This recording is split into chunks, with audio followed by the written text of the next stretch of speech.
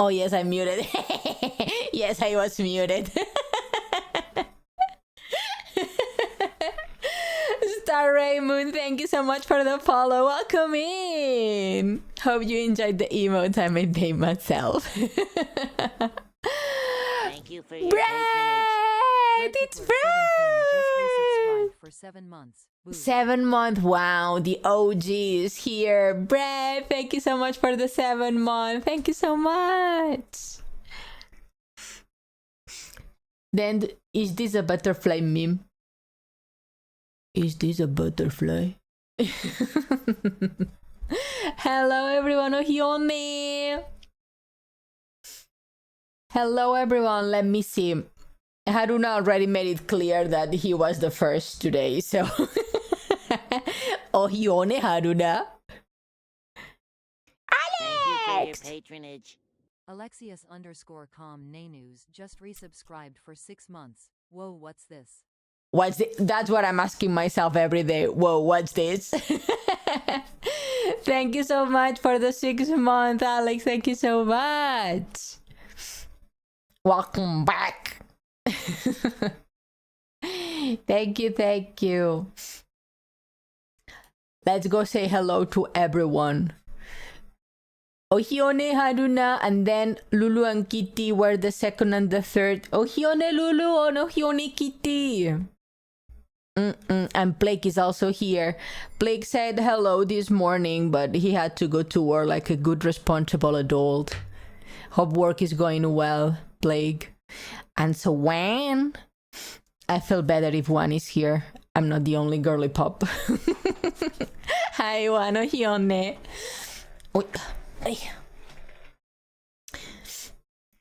Who else is here? Let's see who else is here that I can say hello.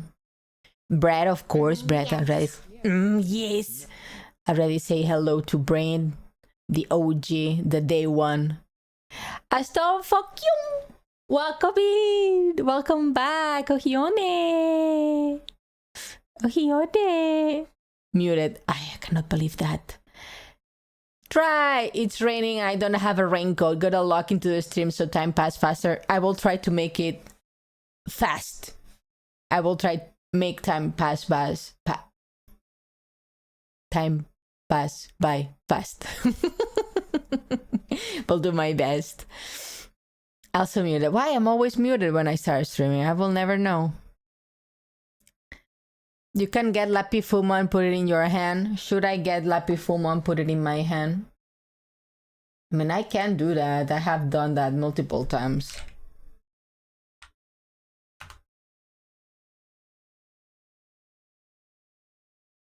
My wife in my hand. Here's my wife in my hand. Also, Ione, Alex, welcome in. Good morning. I hope you slept a tiny bit.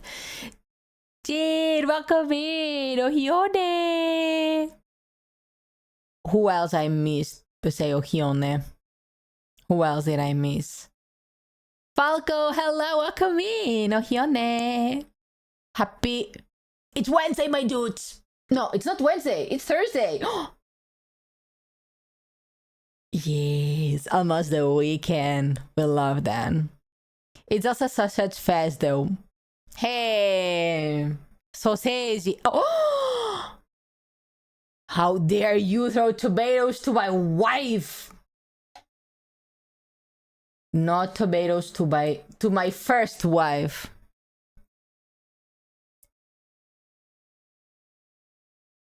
We love sausage. It's a daikon fest. Your wife is too small. It's just pocket size. Happy Thursday. Happy Thursday. Ban that guy. Ban him. Ban who? Whoever. Don't give her ideas. Mute them. Send them to the shadow realm. Oh, wait. Maybe I should put this on top so you can actually throw tomatoes at me. Because it appears behind me and that defeats the purpose. How dare you throw tomatoes at Lappy? And even worse, to a fumo. Doesn't care that it's Lappy, it cares that it's a fumo. got the priorities right, huh? Naruhodo ne, naruhodo ne. Oh, the smart looking lady on again. Are you talking about yourself, Annie? Are you talking about yourself? I bet. I'm just a dumbass that that the mic was muted when I started streaming.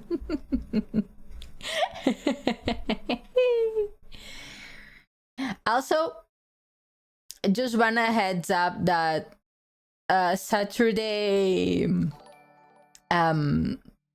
ooh, a Jammy Dodger. Thank you so much for the follow. Welcome in. Enjoy the emotes. I made them myself. Hello, how do?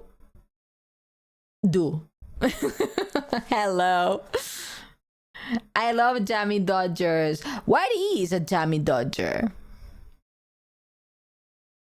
That I don't know. It's just me or more. Or are more sound effects on the BGM? Are they? There should not be.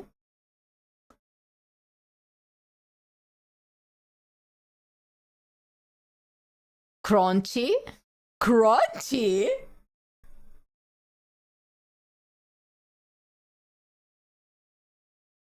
Are they gone?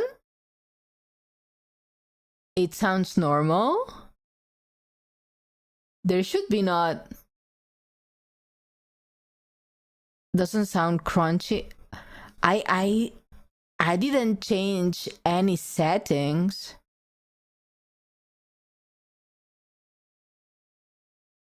That's weird. The most fantastic of biscuits, of course. The glorious Jammy Center delicacy. I never heard about it. Let me Google. Jammy Dodger. Ah, okay. I've seen photos of it. I've never tried it. Where is it from? Is it from the UK? Feels like it's UK. Yeah. British biscuit. Made of shortbread with raspberry or strawberry flavored jam filling. From the 1960s.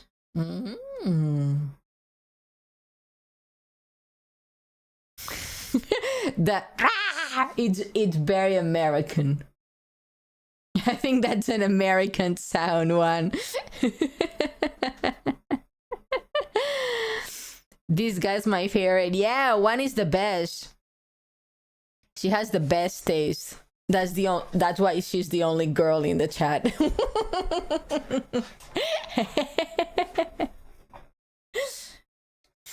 That's why she's my favorite.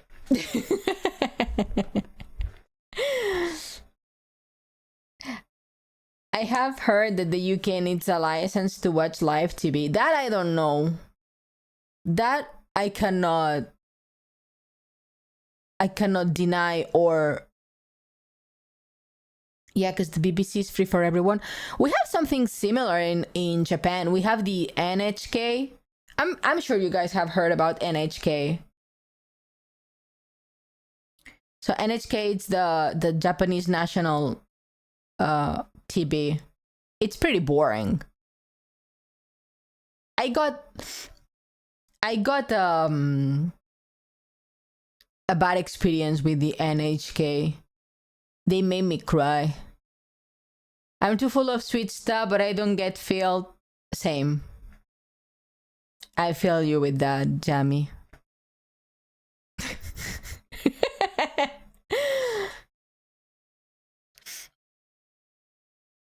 You people pay for TV? I personally don't because I don't watch TV. But people pay for the NHK in Japan, yes. They are literally have everything from time to time. There's insane stories, yeah. NHK is like scary, dude. We do, but literally nobody pays it except for boomers. Here, as long as you have internet, you got free TV. The thing is here, I don't know if I said it on stream once, but at my old apartment, it did not have, it was one of the reasons why I moved apartments actually. It was like an older apartment. I think it was 40 to 50-year-old apartment when I moved in. So when I moved out, it was closer to 50 to 60 years old apartment. So the entrance to the building did not have a lock, so anyone could come in the apartment day or night. The door was always open. And one day, I think it was a Saturday, I remember I was in my PC watching Hell's Kitchen. Okay, I like Hell's Kitchen. Isn't that a security race? Yeah, but if it's an old apartment, they did not have the auto lock downstairs. Yeah, I have a couple of scary stories. If you like gossip, my house has been a victim of Victorian crime. I'm currently listening to the builders discuss with the neighbors because somebody had stolen out the LED flashing. Ooh, scary. No, never confused with Phoenix Rack. Thank you so much, Alex. Sleep well. Also, when you wake up, tell me about how the job interview went. Please, let me know. Hope it went well. So, I remember it was a Saturday. I was in my apartment. Because what else do I do? Wait, what? Didn't you have a job interview? You said something about the job interview on Discord. Didn't you? I'm going insane. I'm imagining things. Do I? Oh my god, I'm getting older by the day. Dementia is insane. Yes.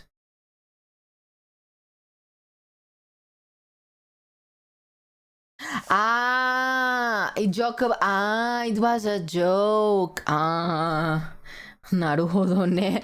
Don't scare me like that. I thought I was going insane. I've fallen and I can't get up. Grandma. Alex deleted a meme. Uncle! Hello, Uncle! The coolest unk in the Hall of Tweed. Hello, unk. I'm doing excellent. I'm recounting a horror story that happened that happened at my old apartment. So yeah, it was a Saturday. I was at my apartment watching Hell's Kitchen. So I had my noise cancelling headphones as I do, listening to Mr. Gordon Ramsay scream in my ears, okay? And unk indeed. Horror story. You saw a ghost? Ooh. So he was screaming in my ears and obviously sound cancelling headphones. And for some reason, I heard like a sound on the background, like a man screaming. Okay? I was like, that's kind of weird. And it was like, stuff like that, you know? But instead of wood, because my table is wood, it was metal, because my genkan door, like my front door, was metal. So I was starting to hear like a... Oops. I dropped a bunch of stuff from my table trying to make the sounds. Oh no! So yeah, it was just someone screaming and saying, "Okyak-sama! Okyak-sama!" Like screaming, you know? And I was like, what the hell's going on? So I take my headphones out and it's like, ba ba ba ba ba ba ba, Okyak-sama! Like, I know you are at home, open the door. I was like, what the fuck? And back then my apartment was smaller than my apartment is now. So my desktop was in the kitchen, so it was relatively close to the door, so the guy could see that the lights were on. So I stand up, take off my headphones, and I continue hear him screaming, but louder. So I open the door with the chain still on. And I'm like, what the fuck? And then he starts, oh, I'm from the NHK. You have to open the door. It's illegal if you don't pay the NHK. Do you have a TB? And I'm like, no. Which is a lie. I have a TB. But it's only for my PlayStation. Mind you, I'm a single woman living alone. And this was around 6 p.m. Jepa! Thank you so much for the follow. Welcome in. Hope you enjoyed the emotes. I made them myself. So, I have a TV, but it's mostly for my PlayStation. Oh no, my screen cracked. Oh shit.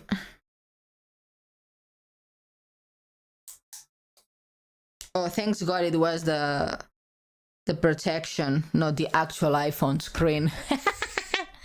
Always put a protection screen on your iPhone, my people. Always. Cursed Thursday indeed. So like, do you have a TV? And I'm like, I mean, obviously it was on my bedroom, like a few steps away, but the door was locked. So he could not see my TV on my PlayStation. So I went, no, I don't have a TV. And he's like, well, do you have a phone? I'm like, well, I have an iPhone. Because in Japan, if you have an Android, I believe, you can watch TV in there. Like actually the NHK and stuff like that. But if you have an iPhone, you cannot watch it for some reason. I don't know the rules. So I'm like, no, I have an iPhone. And my PC at that time was an iMac. And he saw my iMac because he tried to enter my home. Oh no, so the NHK go after Android phones? Yeah. So he tried to barge into my house. He was like, can I come in? And I'm like, no. I mean, it was kind of a scary dude, you know? I'm like, no, you cannot come in. I mean, who the fuck? I'm a woman alone in my house. I'm not letting a guy I don't know inside my house. So he was like, well, if you don't have a TV and all of that, but you have to pay for NHK. And I'm like, I don't have a TV. Oh, I'll lie, but he don't know. I'm not gonna pay if I don't watch TV. And then he goes on a tirade like, but it's the Japanese national television. You have to pay if you live in Japan. It's mandated by law. The police will come and detain you. And I'm like, what the fuck? But this is public TV. What the hell are you talking about? Was kind of scary, and I was calling my friends. Actually was trying to call one of my friends that we are not friends anymore because he's very he has a certain taste that I do not align with. Those are tastes that I do not commute with. So I tried to call this friend for like 10 times and he did not pick up the phone, not one time. And I was crying in my house because this dude, as soon as I opened the door, even before I opened the door, was screaming at me. And I'm like,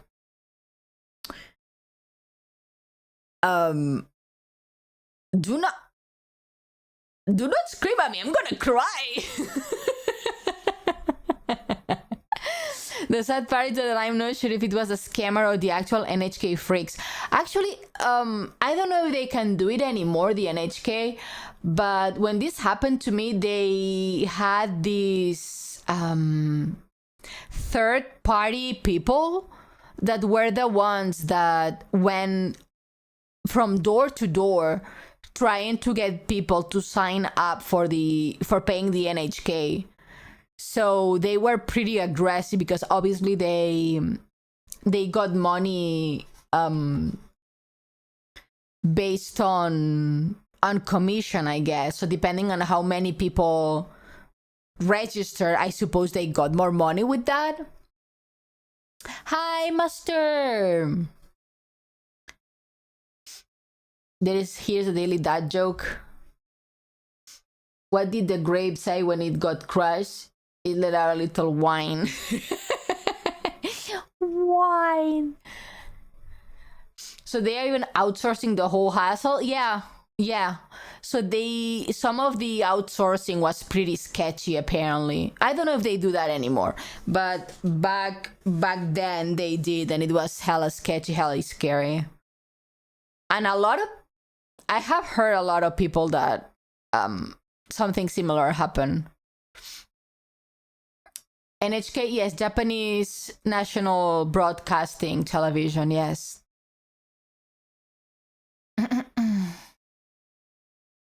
Lucky for me, no one is that like that can come to me. I live 20 kilometers away from the city, plus my house is inside a military camp.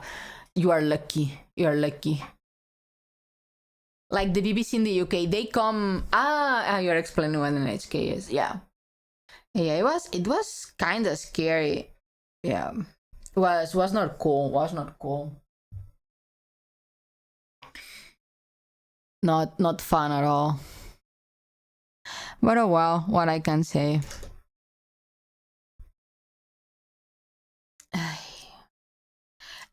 Everyone, at least anyone living in Japan can give you at least one horror story with the NHK. Hopefully he left quickly. I think he was there at least 30 to 45 minutes trying to convince me to sign up for the NHK, and I'm like, no, I'm not gonna. And he was really trying to get inside my house, really trying. And I'm like, back the fuck up. That was probably the less fun part. Oh. What can I say? At least that was one of the reasons, because obviously after that I told my dad,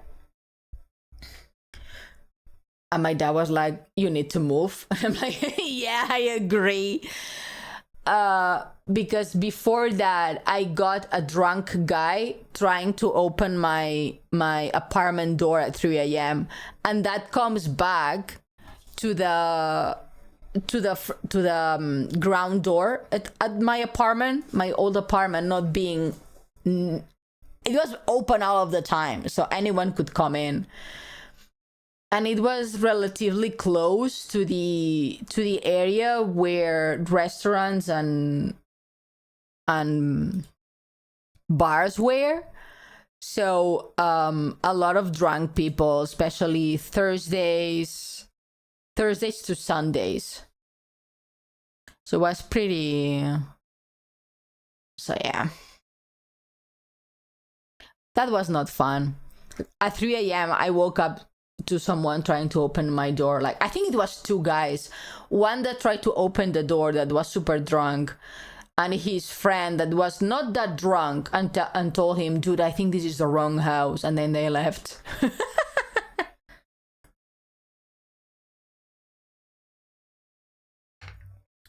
That's why you should have a pepper spray or teaser. You cannot have those in Japan. Well, yeah, they are weapons.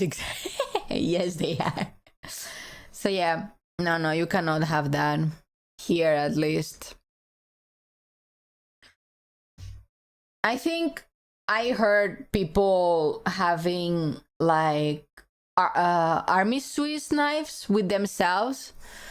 I think a couple of Americans got into trouble for that they were like traveling and stuff, and they got stopped by police because it never happened to me yet in all of the years I've lived here, but you can be subjected to randomly being stopped by police and being searched. So yeah, you're not allowed Swiss Army knives. No. In your house, yeah. Outside of your house, no. I think he got detained, the guy who was telling that story. Then how do you deal with those type of people then? The NHK, you don't open the door, or you try to shoo them away as fast as you can. And whatever else, suck it up, buttercup, I guess. Yeah, you're not allowed any type of weapons in your backpack or nothing when you are outside. Because, well, you know, weapons. But yeah. Not fun. So it was the NHK guy, the drunk guys that tried to open my front door at 3 a.m. one time. And then I also got a stalker.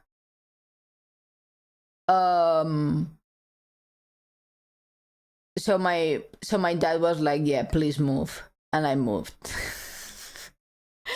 At least now my apartment has like at least 2 doors you need to pass through before you can get to my house. It's a bit more expensive than my last apartment, but at least security. Can you like punch them or something like that? I guess you can, but you need to be careful. I'm gonna guess that if you're gonna punch somebody, you need to wait until they attack you first. You cannot punch. You cannot be the first one to punch.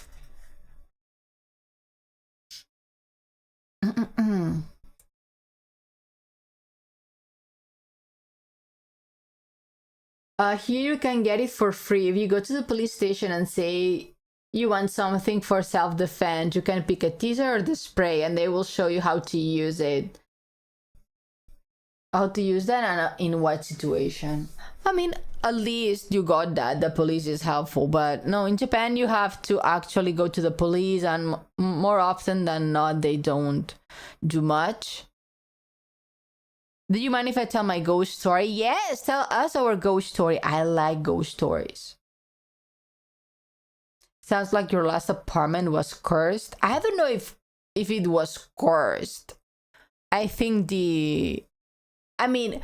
only 3 incidents in 6 years. I'm gonna say one every 2 years. I think it's not too bad, huh? My ghost story was way simpler. It was around sunset on a Saturday evening. I had just come out of the sauna to cool down in the outdoor terrace in front of the sauna. Look at Unc trying to flex that he went to a spa weekend. I looked into the forest to the side of the path to the sauna and saw kind of a movement, and I was focused on it. Looked like one of these invisible dudes, like in the Predator movies. Then it seemed to come closer until it formed a figure roughly the size of a person, which stood about 3 meters away from me before floating off. What? Off to the sky? Uncle, no! What was that?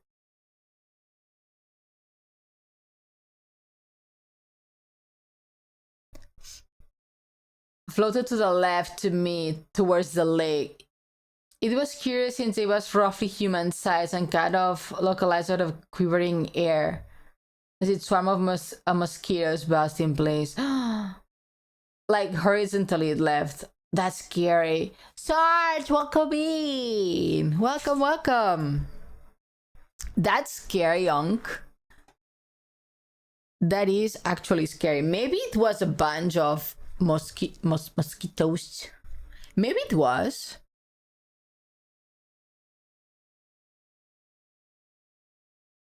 Of course, the worrying thing is that it was, of course, a mirage. Had haze escaping from the window steams of the sauna. Maybe.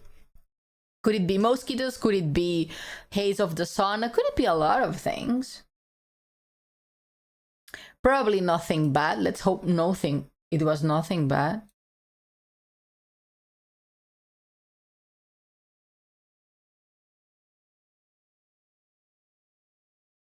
Let's hope it was not something bad.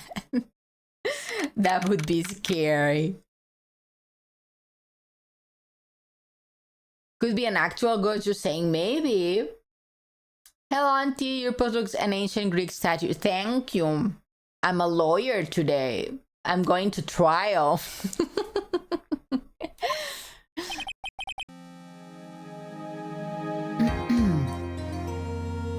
Let's jump right into it. I need to save this twink from jail, or else Maya is gonna perish. Save the twink, save the world, as they say in Heroes. I'm finished, so when we had saunas and no forest cabins, I mean, my grandpa did die on the property. Maybe it was your grandpa saying hello.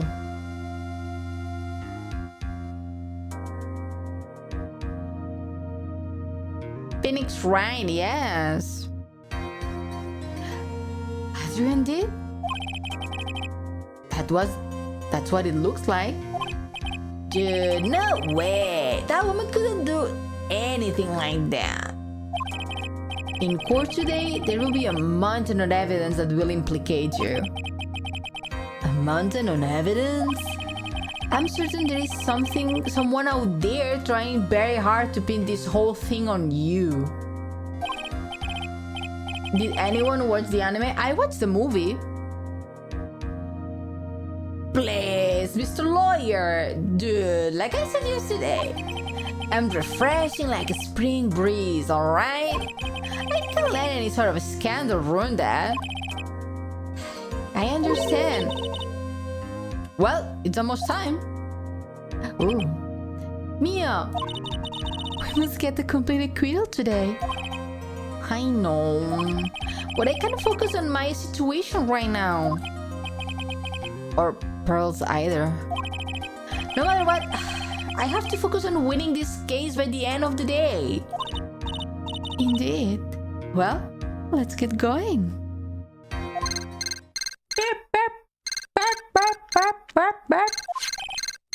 It's him. Oh wait, no, I need my voice changer, or else I cannot do these. What is my mic? I need to change my mic settings so I can do the voice. Bear with me for a second. I completely forgot that we had an evil person.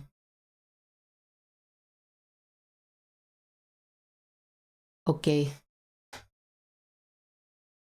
No, I don't want ghost face. This one, okay.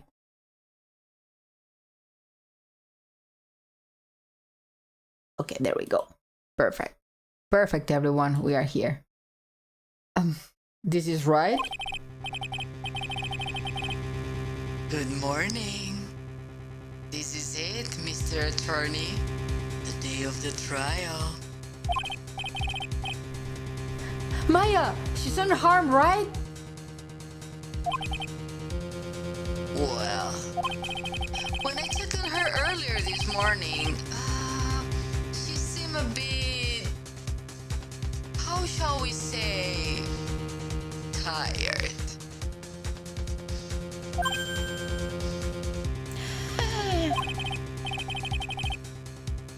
Don't worry, people don't die that easily. Besides, what you really should be concentrating on is winning today's trial.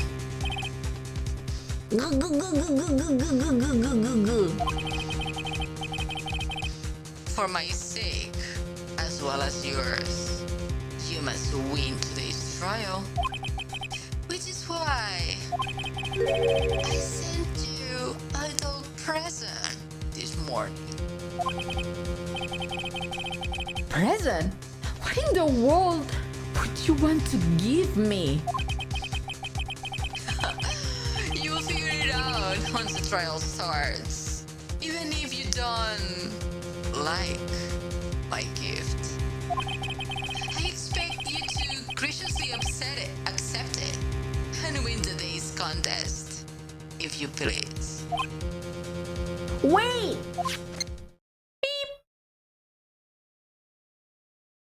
Why Mia look different? No, she's not Mia. She's Pearl, but Mia's body is inside of Pearl. The kidnapper sent me a present? Mr. Lawyer dude, who was that? No one. It was nothing to do with you, so forget you heard anything. Did you not just get longer? March 22nd, 10 a.m., courtroom number 3.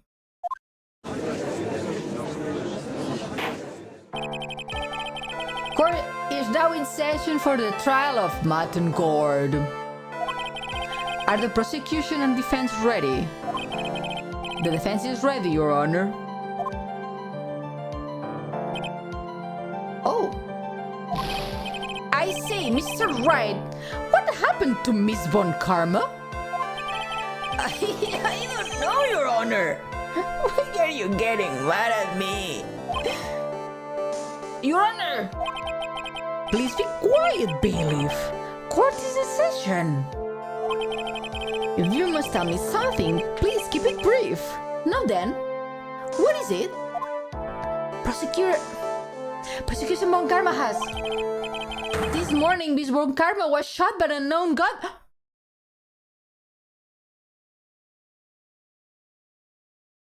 Did the kidnapper shot Von Karma?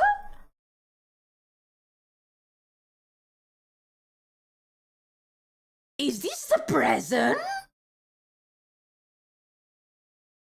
Oh my god!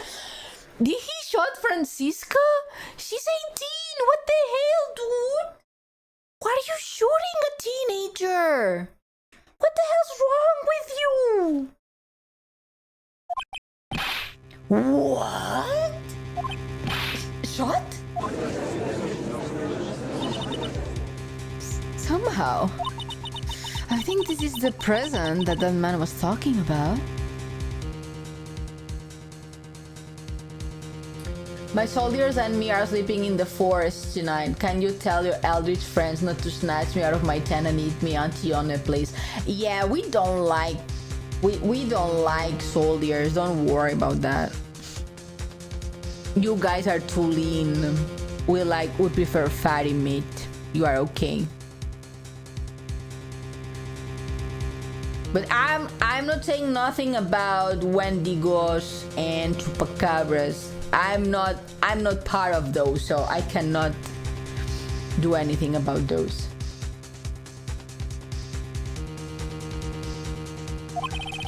He's present? Miss Von Karma is one of the top prosecutors in the country at the moment. If she were to disappear, it would be to your advantage.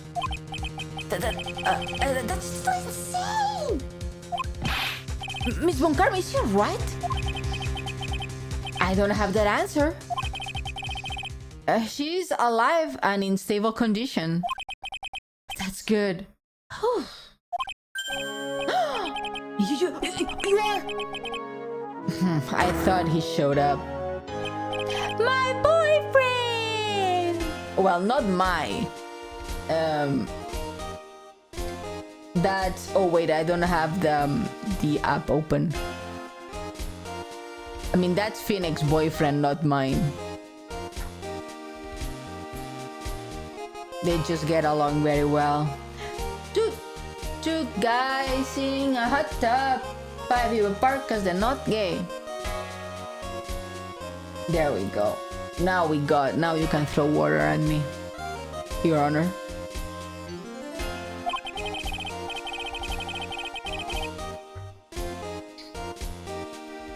To the circumstances, Miss Francisca Von Karma cannot appear in court today. I, Miles Edgeworth, will be taking her place. The prosecutor is ready, naturally.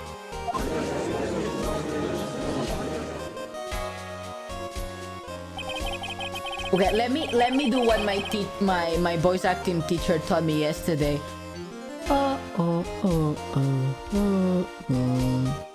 Miss Von Karma was shot in her right shoulder. No, I cannot do it. If she's not here, I still cannot lower my voice.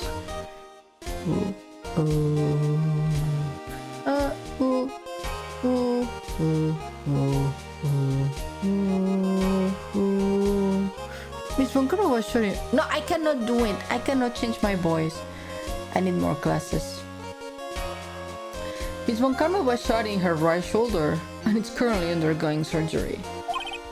Luckily, I have looked in the case and I'm familiar with the details. The prosecution seeks to prove the guilt of Mr. Matt and Gore. The court acknowledged the prosecution? Right? I finally found the answer. I was strung for my long journey this past year. That you are in love with him? Is that your journey? By the time this case comes to an end, you too will know the answer. Ah, yes! And you're gonna kiss, and they are two guys, and they kiss. Do you do voice acting classes? Yes, I do. Twice a month.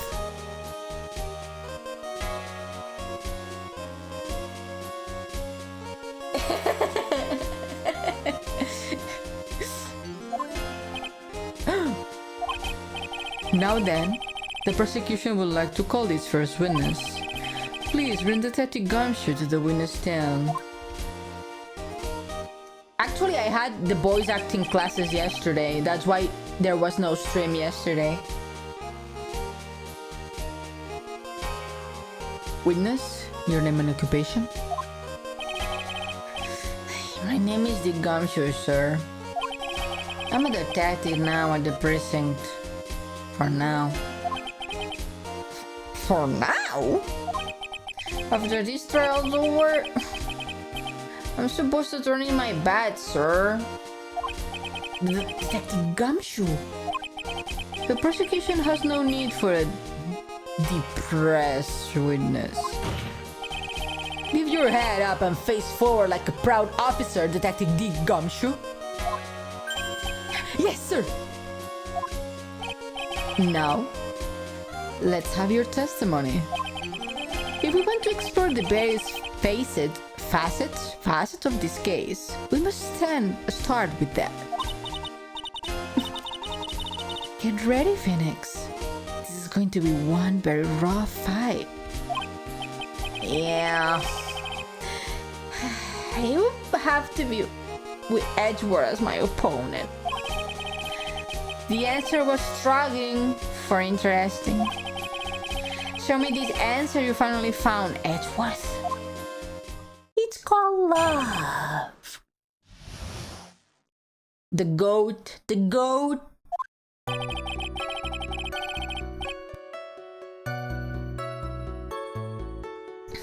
This murder happened after the Hero of Heroes award ceremony, sir.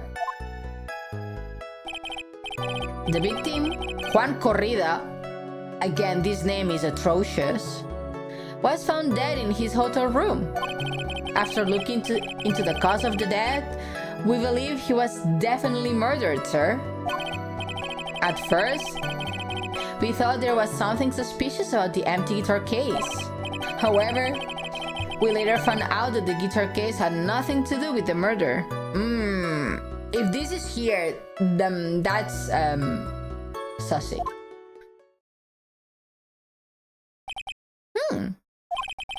After the award ceremony ended, the victim was alone in his room? Yes, sir. Are you sure about that? Are you sure about that?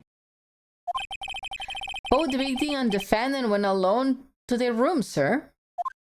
I see, Mr. Wright. You might be in your cross-examination.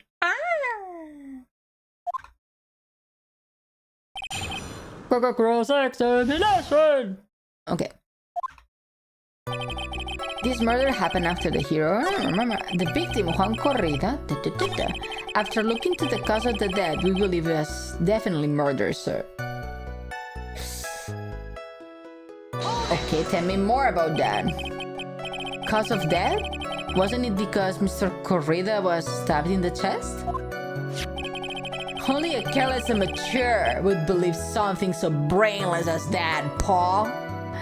Yay! Hello! Happy Thursday! It's almost the weekend. How you doing? Take a good hard look into the crime photo. Now a real pro attention should be drawn here. To this bandana. Banana? It's bandana, sir. It's the thing wrapped tightly around his neck, sir. What? Ah, yes, I see. His banana-scented bandana. What the fuck are you talking about?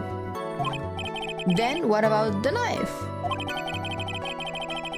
It seems to have been stuck in the victim's chest on purpose after his death. We have a crafty murderer in our hands here.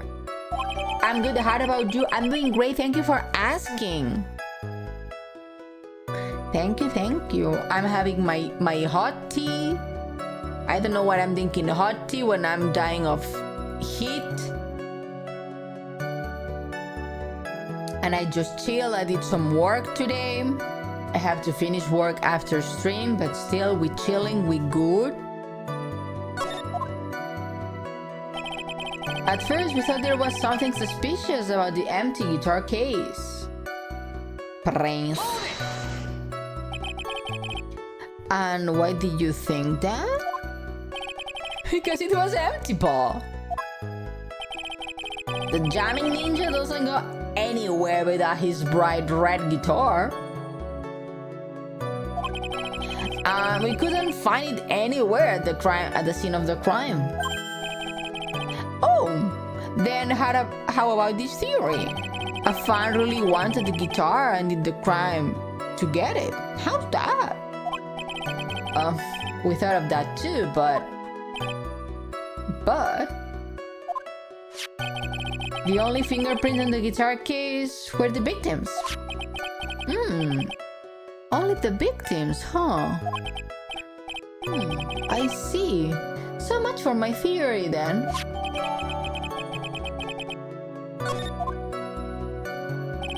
However, we later found the guitar had...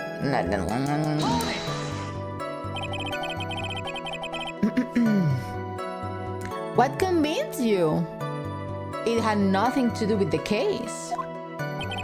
The guitar wasn't at the Gateway Hotel that night. Well then, where was it? The bright red guitar was eventually found in the TV studio. What?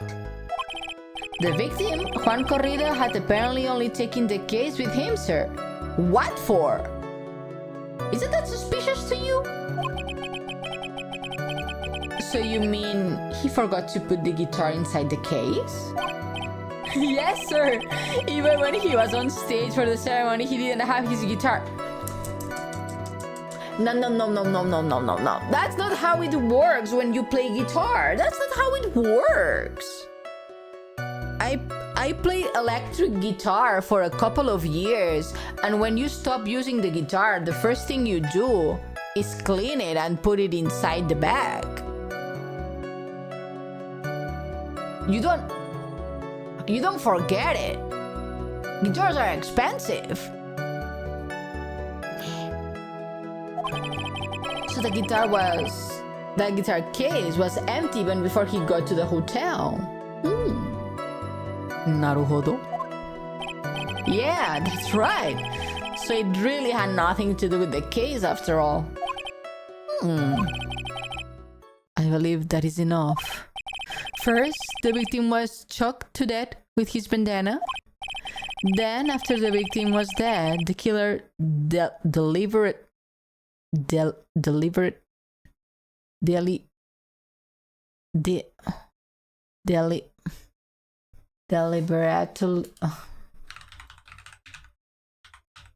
pronunciation.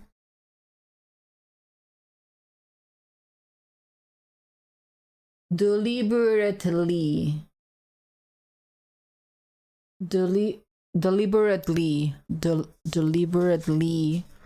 English is difficult. Deliberately. ちょっと待って。Deliberately. We did it, everyone. Deliberately stab him with a knife. Okay, come on. Thank you for the headpiece. Which brings me to my next point. Why then did the police arrest Matt in guard?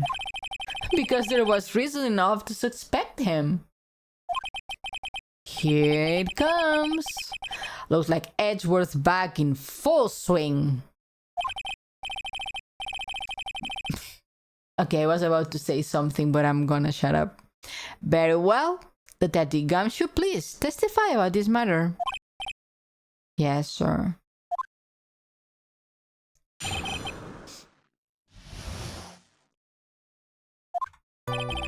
Martin Gart and Juan Corrida were huge rivals with each other.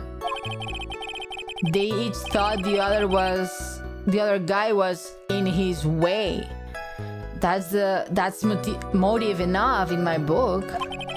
As for evidence, there's the jamming ninja's button. It was ripped off the ninja's costume and was found in Guard's hakama.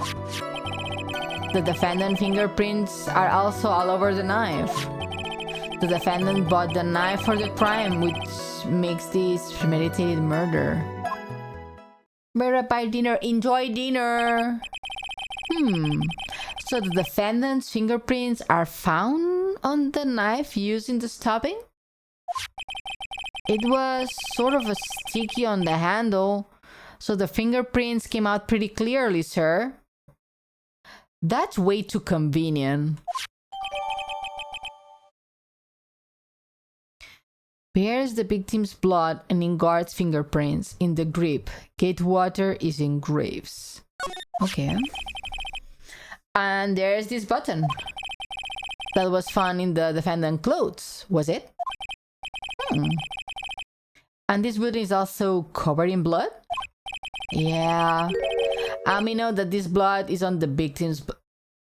The blood on it is the victim's blood, sir. What? What's different from the costume? It's covered in Corrida's blood. This single sentence, if you only see this single sentence, it's covered in Corrida. If you are Spanish, you are pulling your hair right now because...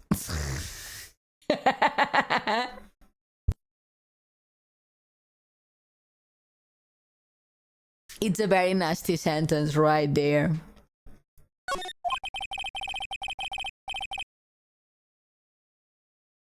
All of these points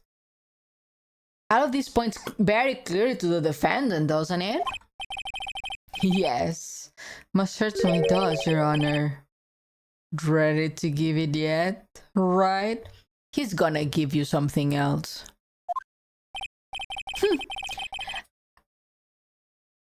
Oh my god! I will find a hole in you! That's where my brain stopped reading. They are truly boyfriends. You should not let me play these games. You can press as hard as you like. No! Now these two are flirting in front of everyone. Make it stop, you perverts. Wait until you get home. No one's thinking about the poor people watching this. Just hurry up, your usual pointless questions. Grrr.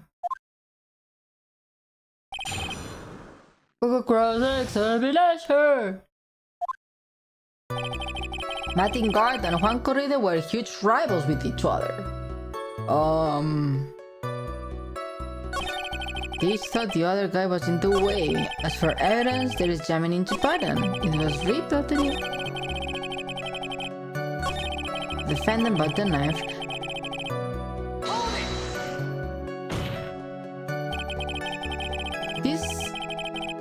There is no way it was premeditated murder, even if he brought the knife. Sorry, Paul. This isn't some pocket knife. It doesn't fall, so it's not great for walking around with either. If the prosecution can prove it was premeditated murder, we are done for. Phoenix. Yeah? There is something very interesting about what the detective said just now. Think carefully before it's too late. Be grateful for the judge were Mirage. He would already pounded his gravel in closing. We're still a world of trouble. Well, before any battle, you must find your enemy's weakness.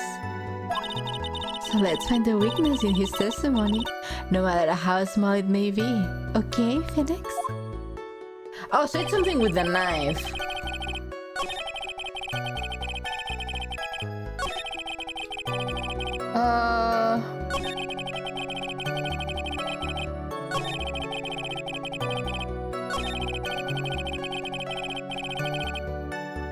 So it's something with the knife.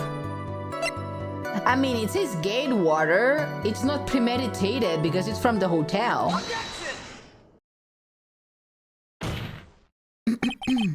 Wait a minute. Who are you? What?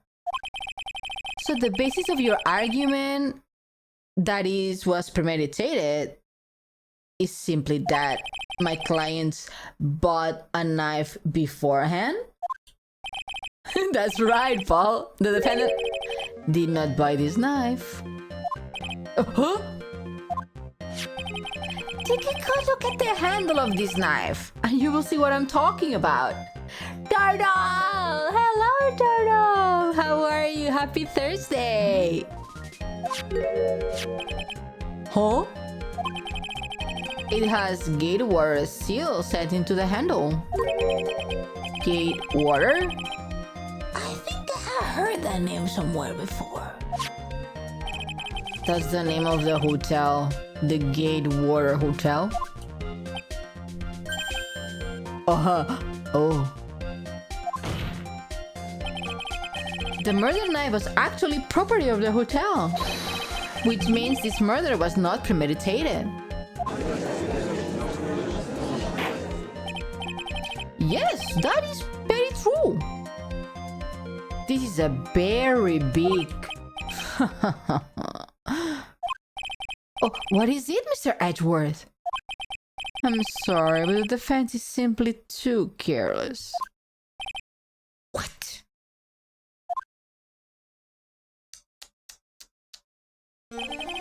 I think whether the crime was premeditated or not has already been determined. How so? Doing good, hope everyone here is doing well. We are doing well, thank you for asking, Turtle. Good to hear you're doing well too. I admit this knife is hotel property.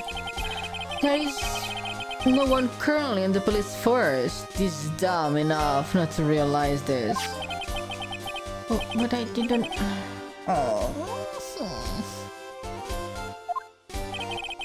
The question is...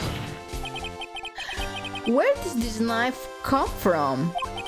Well, that's obvious!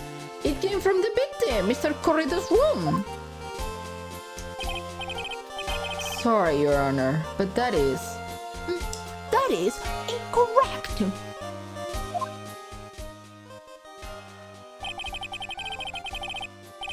The victim ate the last meal before he was murdered. With that being the case, I would like to draw the current attention to what it was in top of the table. Dun, dun, dun. There is a knife and fork on the table. Then, where in the world did this knife come from? If it pleases the court, I would like for us to recall the room of the defendant, Mr. Mattingard. Especially what was on top of his table. There is something missing. Perhaps, is it a single knife?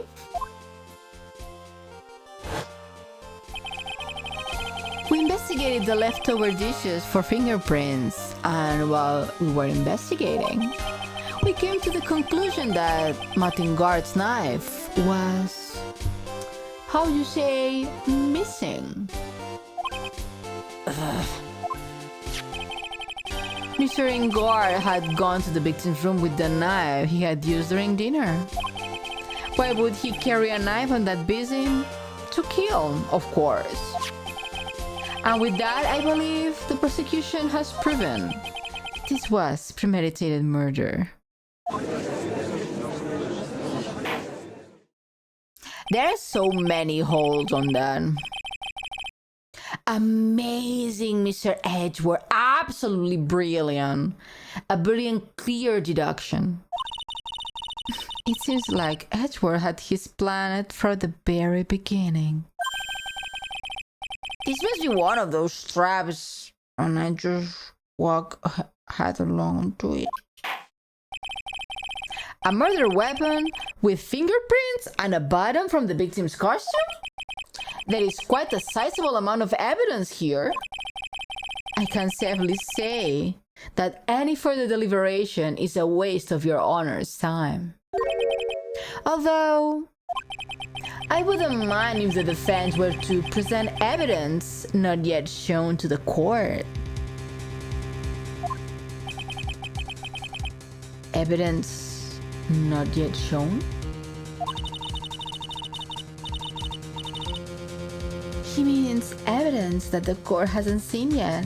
In other words, new evidence.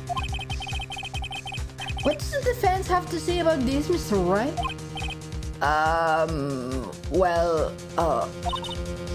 Phoenix? The judge is favoring the prosecution right now. Girl. She has two things that distract me. If we answer with something wrong here, that gravel of his will be ringing out the sound of our defeat. Mr. Wright, do you have something important necessary to present to this court?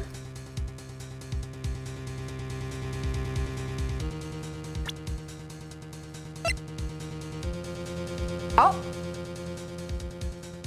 This, for example.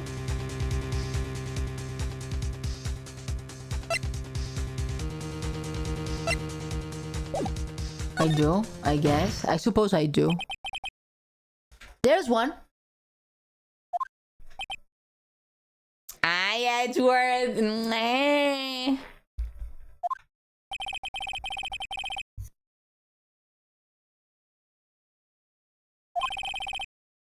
Oh, I skipped, sorry. Something that this core has yet to see. Mr. Right? I will say this one more time. I do not feel this trial needs to continue at all. However, I'm giving you one chance, and only one. What the judge is saying, right, is don't try pulling one of your usual bluffs here. If I mess this up, it's curtain for all of us. You may now present one and only one piece of evidence. Now then, what is this important evidence that you must show to the court? That glass of wine. This is a wine glass, is it not? Please look at the photo of the crime scene one more time. The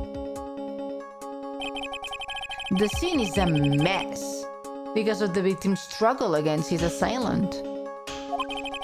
The vase was broken, his makeup is all over the floor. These were all signs that were at one point sitting on top of the dresser. Well, yes, I see your point.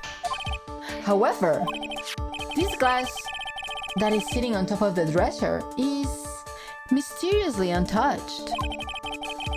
The only thing that had not fallen over, along with everything else, is this wine glass.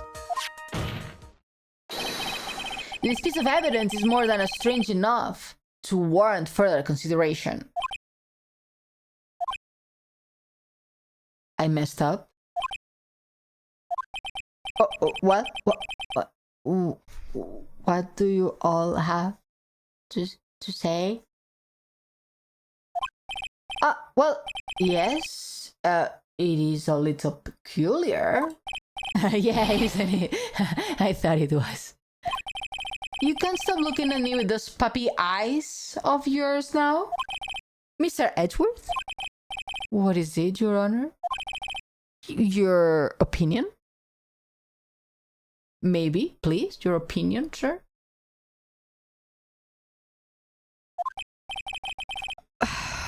You don't need my opinion. Because there is no special meaning to that glass. What? It is to say that the glass was set there after the crime took place. No. There is the case was wet. It cannot be placed after. By the person who discovered the body, Adrian Andrews, for example. She could have easily been so shocked that she set the glass down without thinking. Oh, shut up! That does sound very plausible, Mr. Wright. Could Miss Andrews really have set that glass down without thinking? No, just think it this way. If you see someone across the room, someone you have been trying to get information from for like a long time because you think that your mentor was killed by him, I would not bring the glass towards him and set it on the table. I will drop it on the ground and run towards the injured person. I think that would be the logic.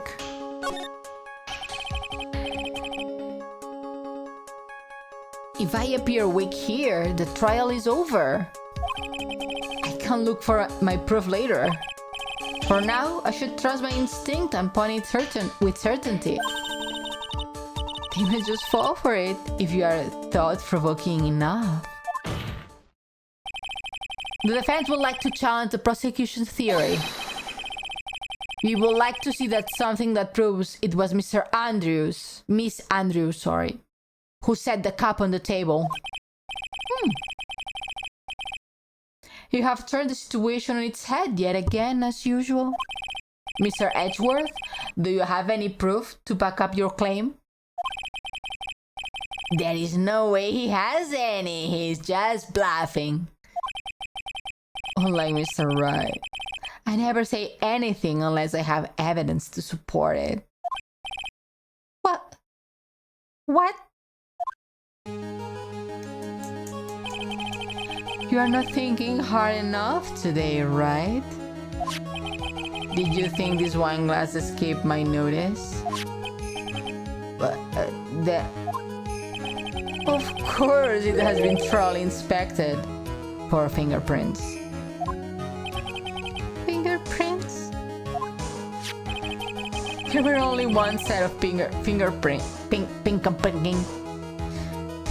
left on this wine glass. Only one? Well, whose are they? They were not the victims, nor the defendants. Rather, they were of one. Adrian Andrews. What? Oh, did I mess up? What if she's the killer? That's why I said that the person who had discovered the body had left it there. We are done here, Mr. Wright. I can't believe I fell into another trap. Miss Andrews was probably holding the glass when she went to see Mr. Corrida. But upon seeing his dead body, she was stunned and said, "Ba ba ba ba." What you said makes a lot of sense. Now you see, right? You can change any part of my scenario as it explains everything all too well. Way too well. Don't you see that everything is too well constructed? Edgeworth, please think. Grr. I thought long and hard for the past year about what it means to be a prosecutor. And from here on out, I will show you the answer I have come to discover. Wait a second, Mr. Edgeworth. I think the prosecution has provided enough evidence for me to answer my verdict. Unfortunately, I cannot allow you to pass judgment. Everyone has more power than the judge at this court. This is insane. The prosecution has yet another witness we would like to court to hear from. Another witness? Yes. Bailiff, please bring the next witness. What in the world is Mr. Edgeworth thinking? I don't know, girl. You don't know. I don't know. Does he even know? I mean, the judge is just a pushover, very, very much. Now then, witness, please. State your name and occupation. Oh, huh? Why you not working?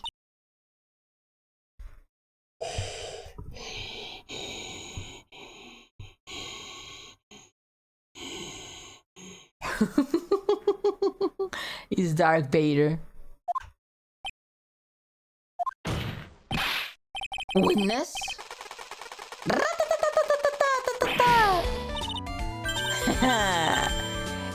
Gotcha.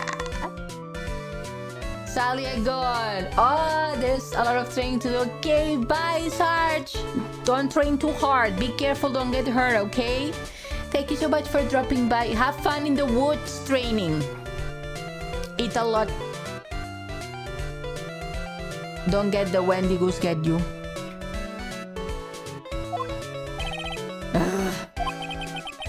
I wonder what happened to hot count computer he had earlier. Oh, boy, it's been what, a year since last meet, wasn't it? You should be more happy to see me. I saw the report with her testimony. But who knew that under that helmet, it was the wicked witch of the witness then? Oh, I tell you, this time I know what I'm supposed to do. So today I'm going to tell you anything and everything. Even things I don't have to do with a terrible crime.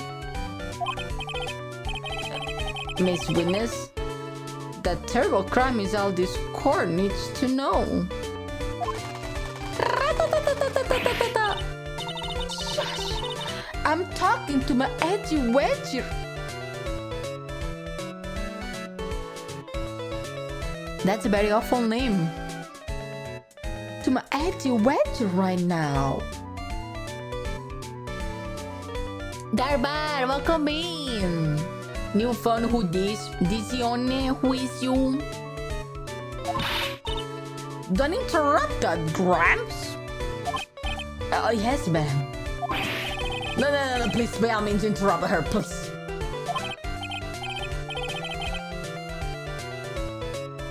Anyway, witness, your testimony, please.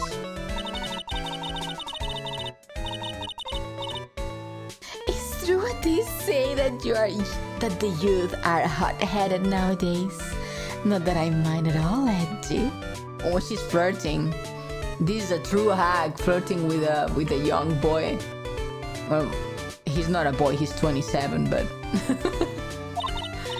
Now then, what should I start with? The witness was on security detail for the hotel on the night of the murder. Is that correct, Miss Obag? It was a great job being able to see my dear Juan. It was almost too much for my little heart to handle. You mean you are a fan of the victim? Look, everyone is crazy about God, saying he's cute in a fresh way or something. But not me. I wouldn't say anything so silly. After all, I have no interest in a little child like him. I'm all interested in a real man, Juan Corrida. But those two were the same age. Anyway, as I was saying, I was pacing in front of his room at night. Very well, please tell the court what you witnessed the night of the murder. Leave it to me, Jippe. Call him Pookie at this point, girl.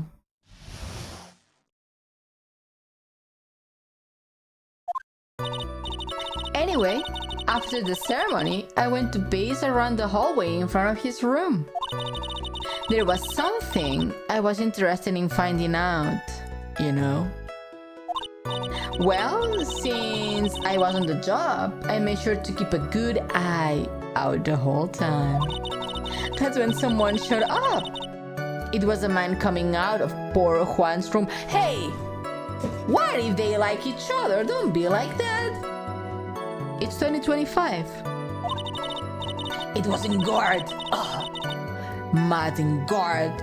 He was trying to sneak his way out of Juan's room. What if they were kissing? You don't know, girl.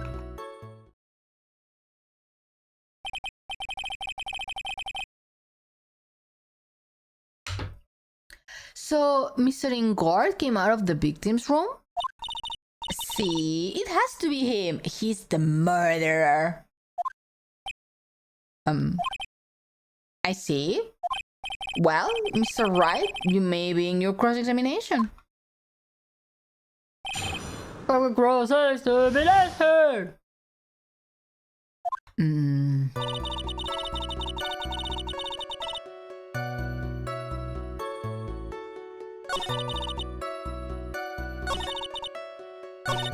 That was one. It was in guard. Okay. How do you know? You saw my client? Are you sure about that? Are you sure about that? Yes, see. Really? Annoying brat. When I say I saw someone, I saw that person. Why do I get the sense of deja vu? Maybe to avoid the repeat of the last year, I should delve into this a bit further.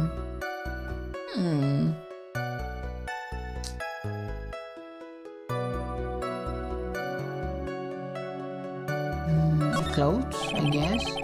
Please tell the core about the man's clothes. Oh yeah, because this way we can know if he was wearing the hakama. What a troublesome man you are. Really, I think something like that matters. But it does. Now, what was it? Ah, yes, it was that thing. What thing? That gaudy thing he's always wearing. That racing jacket. Oh, he was wearing that at the detention center too. That thing meant for nothing but seducing women out of their pantaloons. Man.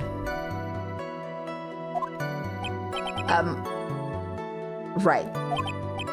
So, Mr. Wright, was this testimony just now important or relevant in any way? Yes. Very important. Of course it was important, Your Honor. Objection. Then perhaps you would like to point out what part of that testimony was important? Don't you see, Edgeworth? Your Honor, I request that the witness said about the jacket be appended to her testimony. I don't quite see where it's going with this, but... Witness, please. Juicy, hello, welcome in. Happy Thursday. Oh well, I don't like to badmouth anyone without reason, but if I must... He was wearing his flashy racing jacket. Honestly, it's all for show.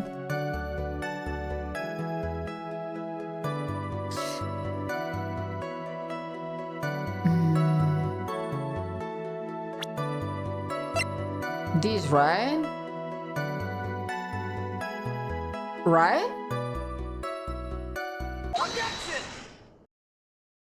Oh, thank you for headpads and hydration. Thank you.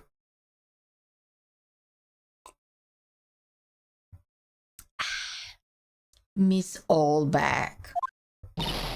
What? Don't say my name for no reason. Do you know what this is? But number 2 of the Jumping Ninja's costume? No, I know she's an obsessed fan. She identified in a single glance. Give it here! Give it to me! If you don't give it to me, I will punish you with this.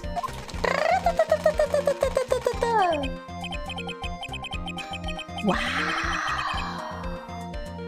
She really is a die-hard fan to want that button covered in blood.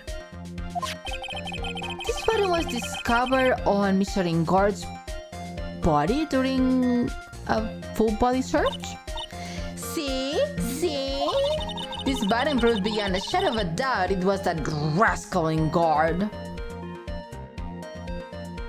Ray, thank you so much for the follow. Welcome in. Hope you enjoyed the emotes. I made them myself. It was caught in the pleats of his nickel samurai hakama pants. See? And Ingard is a nickel samurai. I really gotta follow after that. An old woman voicing an old woman, as it shall be forever. Witness? Now, it may just be me, and I do have an active imagination. But just now, didn't you say that the defendant, Matt Ingard, was wearing his Usual racing jacket?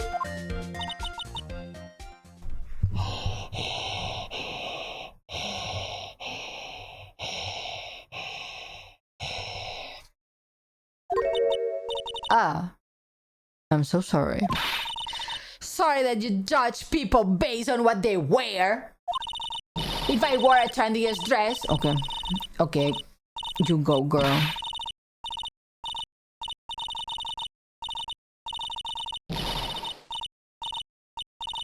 Yes, girl, go off.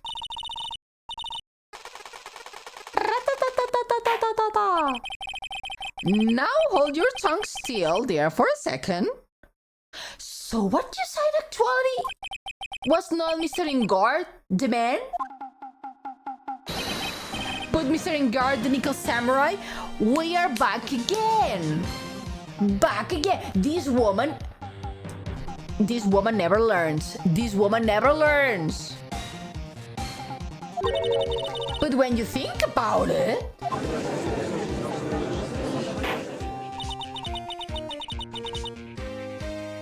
they were really one and the same anyway. Miss Olbach, this is a very important point we're talking about. Don't you think so too? Well, it might be something worth considering. Just say it's important and agree with me for a change. We are boyfriends. Witness, think carefully and try to remember as much as you can before you testify. All right, you insist. I should be the one saying, not you. You added a line there, miss. It's called improvisation. It's improvisation, my good sir.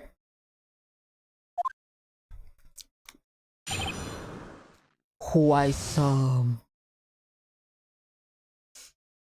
Nah, it was the original script, see? Ingard.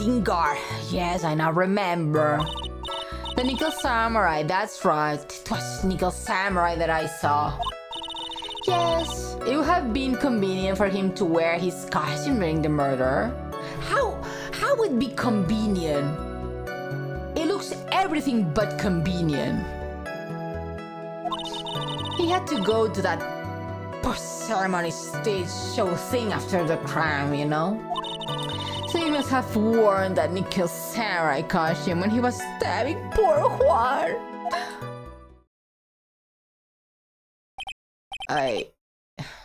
I knew it. I knew you'd say he was inside that costume. What? Did you think there would have been someone else inside the costume? Don't be a bad little boy thinking such rude things. Normally people want to be called a good boy, not a bad little boy. But whatever. But the possibility does exist. Let it down once more. Hi, Nene, welcome in. But what if I've been a bad boy? You have been a very bad girl, Gaga. Are you an HTTP? Because without you, I'm just zero. Thank you. Welcome in. Welcome. Also, welcome for the first time to the channel. Hope you're having a good Thursday. Oh, you young'uns today. I'll tell you, there is no ways anyone else. How do you know that? Because I say so. And what I say is the truth.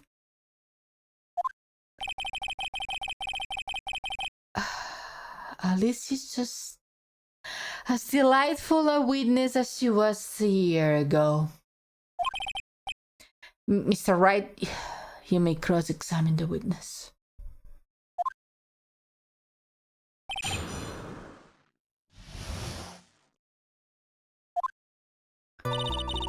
In guard, yes, I know. The Nickel Samurai. Okay, no, press this woman.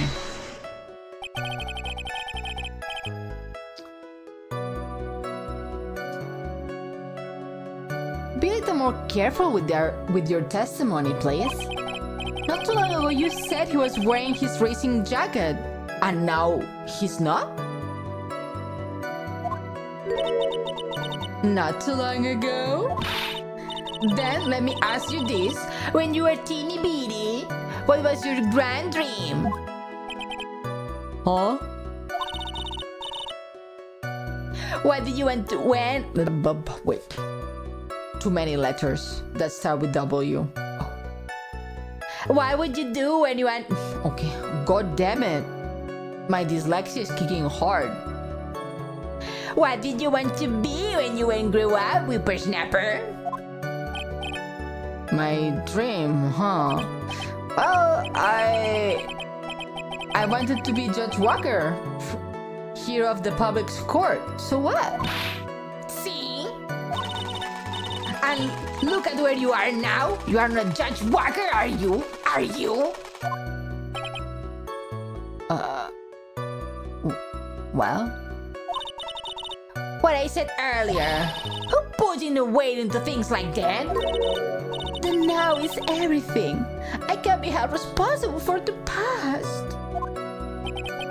Since when did court become theatrics over testimonies? All that matters is that man was inside the costume. Isn't that enough? Oh, I got Judge Wagner. Oh, that was actually an achievement for some reason.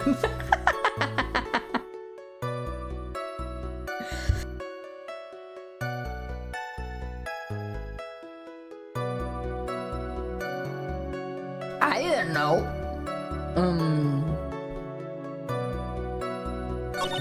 He had to go that post-ceremony stage show, so he must have worn that nickel samurai costume when stabbing the poor Juan.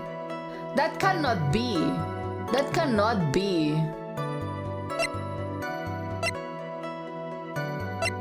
Because if he was wearing the costume, there would be no fingerprints. Objection! Because the costume has gloves. Please, take a look at this. Yeah? So? It's a knife? Big deal? If you're trying to scare me with that, I will have you know, it won't work. No, that's not my intention at all. That's the knife that was used in the murder, correct? Your Honor, do you know why this piece of evidence is important to this case? You don't even have to ask. It's because of the defender fingerprints are on it. Is that why you're driving at? That's exactly what I am driving at. What are we driving at? And whose car are we driving? If Mr. Ingar was really in the Nickel Samurai costume at the time of the murder, then it's impossible for his fingerprints to have been left on this knife. Actually, he would have wiped out previously fingerprints on this knife right off.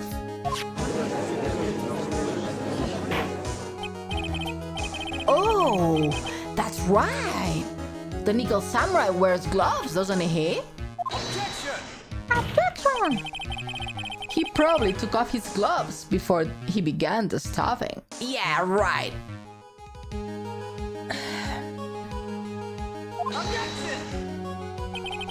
And why would he do something like that? To leave his prints on the murder weapon?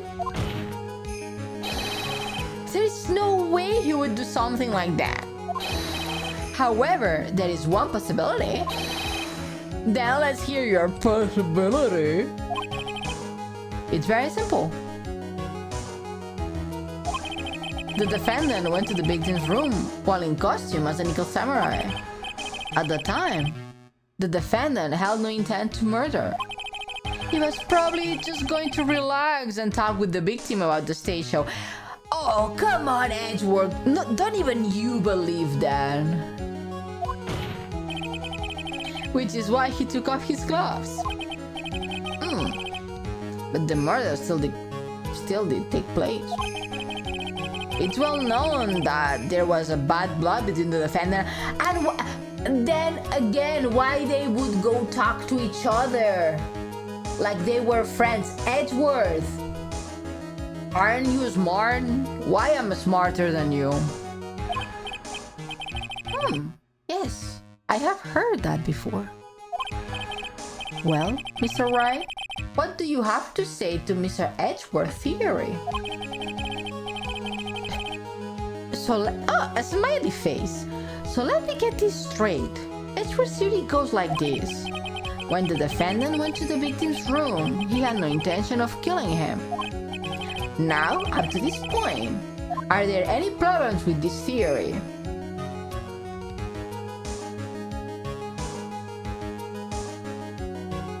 I mean, yes, right?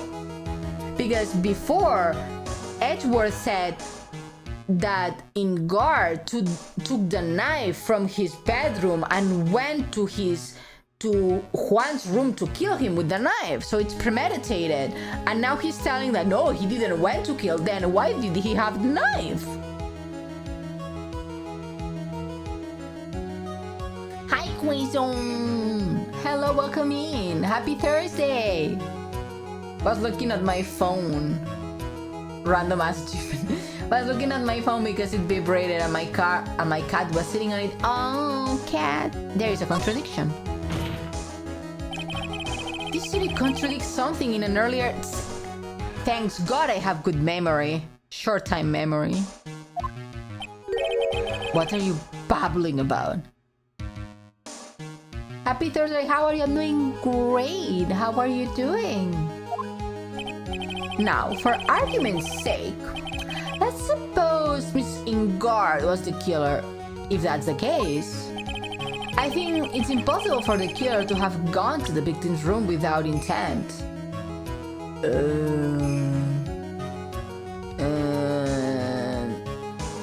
The knife, obviously, as I was saying before.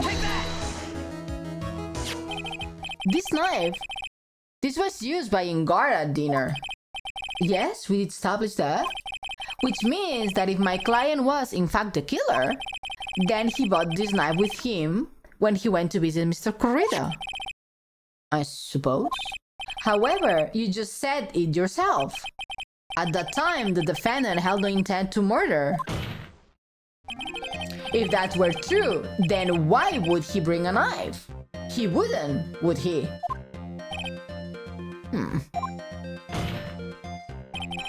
Which means, Mr. Edgeworth, your theory was flawed from the supposition one. Was flawed from supposition? What does this mean? Your theory was flawed from supposition one. Which one? What?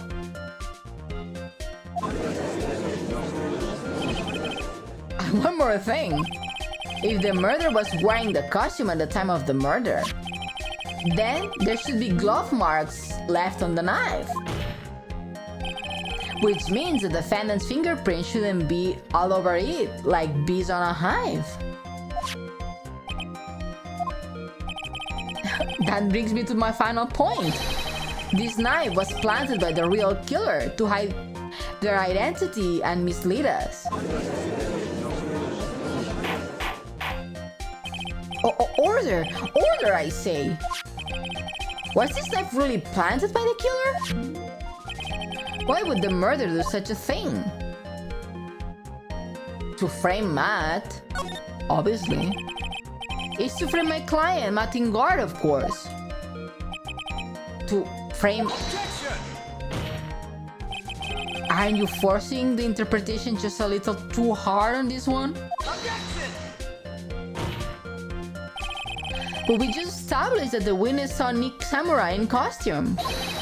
And if that were true, then there shouldn't be a single fingerprint on this knife. Ah! Now what? With this. Looks like I have made your life a tiny bit more difficult, huh, Chipu? Witness, did you or did you not really see the nickel samurai? Well, I guess at first I might have forgotten, but... Are you saying you mixed up Mr. Ngor with the nickel samurai, his character on TV? But I mean, I can't really do anything about that now. Look, I was waiting around the front of the doors because, well, I wasn't waiting around for the nickel samurai, that's for sure. She wasn't waiting for the nickel samurai? Alright then, who were you waiting around for then? Obviously, Juan. That's top secret to anyone outside of security. I have the feeling that you were waiting for Mr. Juan Corrida. Am I correct, witness? The way you think you are a sad amateur with terrible case of nearsightedness. A mature? Me? What I am an amateur of? So Olbach was waiting around in front of the victim's room, but it doesn't sound like she was waiting to catch a glimpse of Mr. Corrida. Maybe, Phoenix! Maybe the Olbach is waiting around for that person. If it's who I think Mia is hinting at, it's certainly possible. Miss Olbach, you were waiting for this person to come out of the victim's room, weren't you? The only other person is this one. Adrian?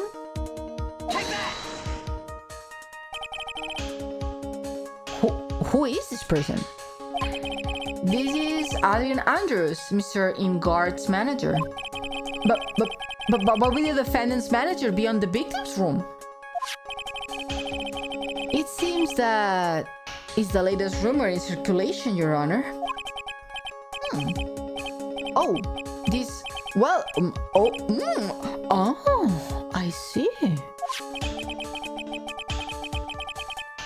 The judge seems to be really into this article, if it can be called such a thing.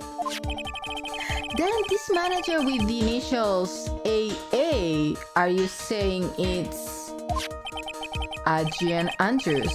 Without a doubt, the witness thought so as well.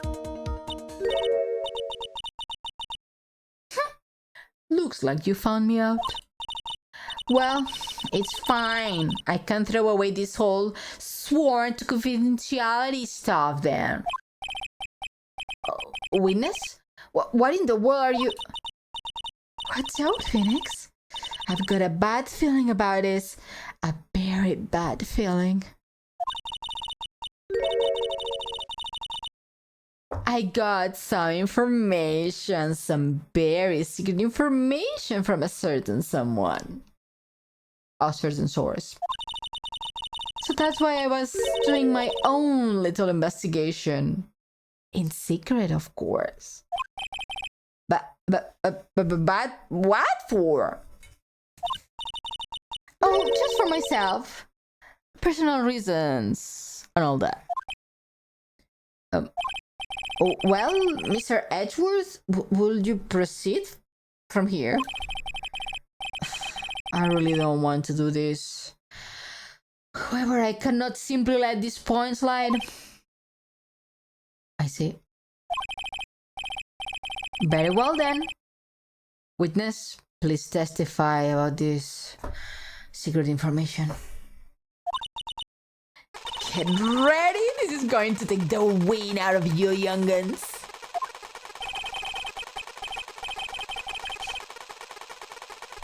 Time for me to leave. Have a great day. Thank you, Darman. You too have a good day or sleep well. Thank you for coming back. Thank you for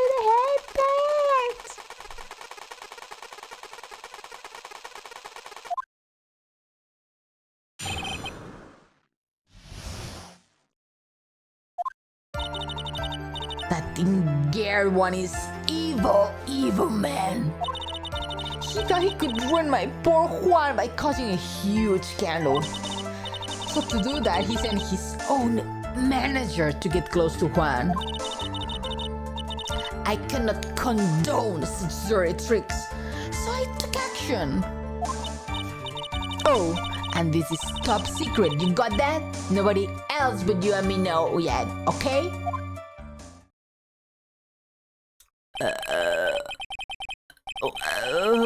Proof? The defendant sent his manager? What a distasteful topic for this court. What? Nobody's above gossip. And isn't there a saying, truth is never pleasant? Never heard that one before.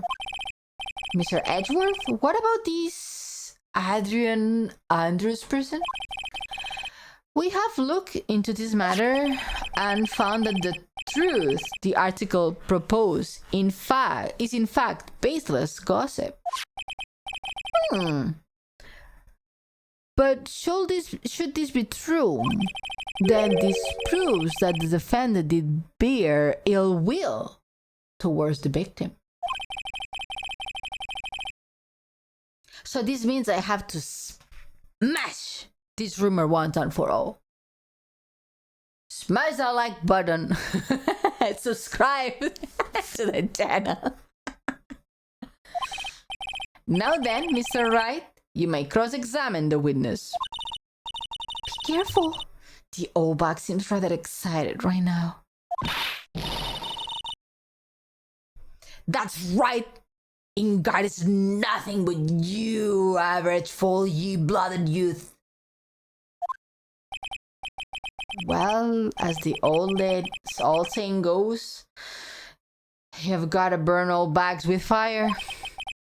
Time to fire up the burners and hit highway to the danger zone.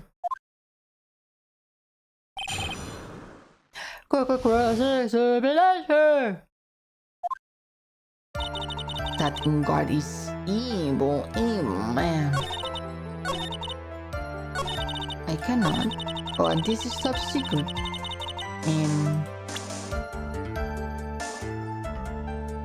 No. Wait. Wait! What? I'm a busy woman. Tea time with the kids is over. Secret information that no one else knows yet. If that's true, then how do you know this secret information? Huh?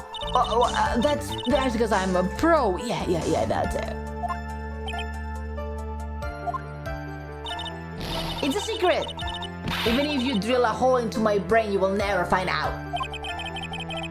How in the world did that old bad get such a secret piece of information? I know how. So no one else is supposed to know this secret information, correct? If it's true, then why do you know it, Miss Obag? Why are you looking at me like that? Stop that! Witness? I hate to say it, but this is how you came to acquire such secret information. This one. She's the one who stole it. The investigative reporter Laura Hart. Oh yeah, I remember that mischievous girl. She reported that she had lost a certain note she had written to herself. She reported such a thing? Erasma, welcome in! Happy Thursday! How are you? On that piece of paper, she had written down some of her outrageous impressions about the relationship between the victim and Miss Andrews. How are you doing today? I'm doing great. Thank you for asking. How are you doing? Oh, sorry. That was my tea my coaster. What? Outrageous ideas, you say?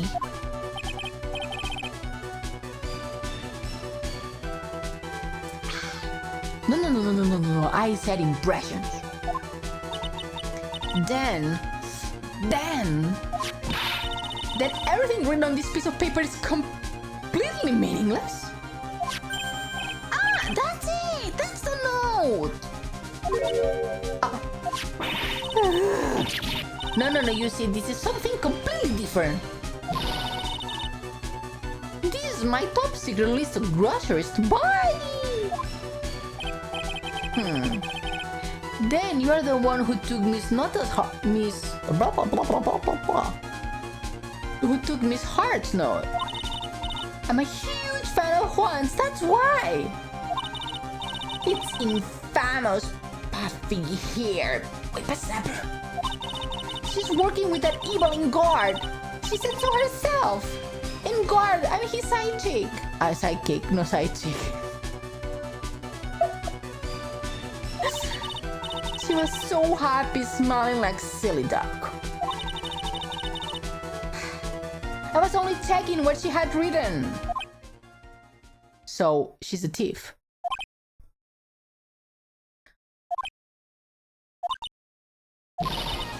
Jimpo, you believe me, don't you? I was only trying to help out like the angel I am. It's only one little piece of paper. I've never taken anything else before. Oh, sorry. Back. You really should come with a supply of cheese to match your vintage wine. Well, it was only a piece of paper. I suppose we can overlook this just this once.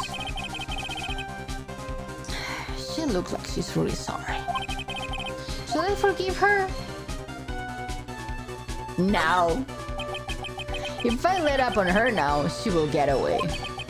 I have to find more to inflict a deafening blow to the prosecution. Yeah, don't let your boyfriend get escape.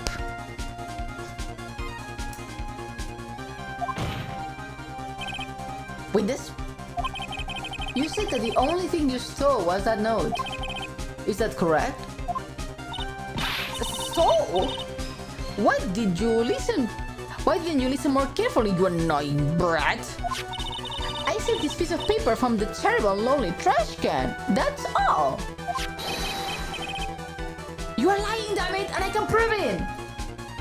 Oh, Jesus. Are you putting my credibility under scrutiny again? Miss Oldbag? I don't believe that the note is the only thing you stole that night.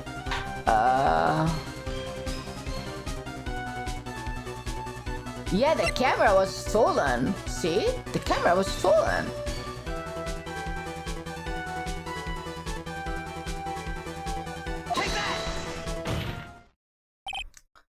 Miss Oldbag. Never forgive Oldbag. Never. You are right, Ray. That note was with the camera inside the case, wasn't it? A camera? Yesterday, Lotta Hart was raising a huge stink over her camera.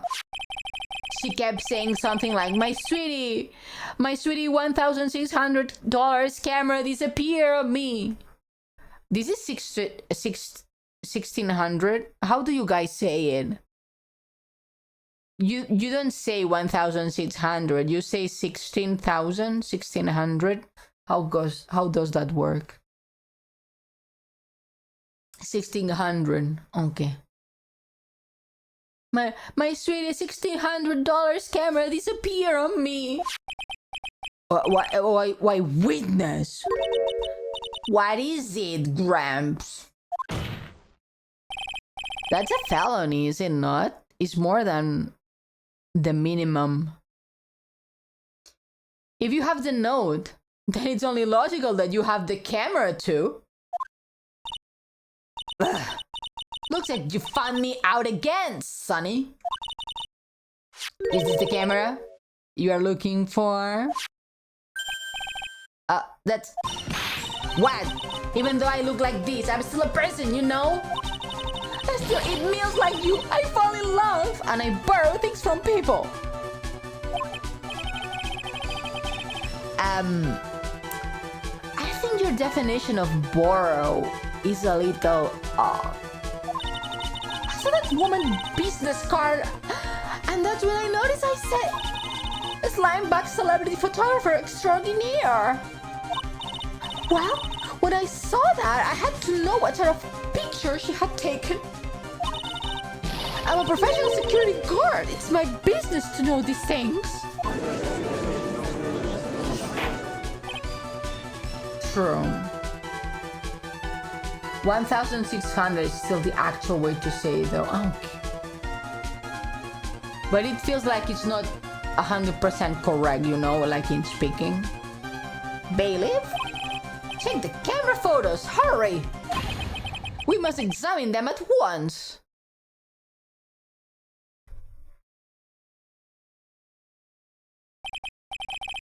Well, Mr. Edgeworth, what do we have?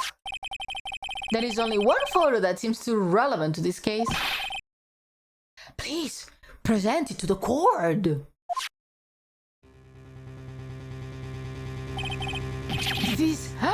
This is the Nickel Samurai. See, I told you, that's the guy I saw.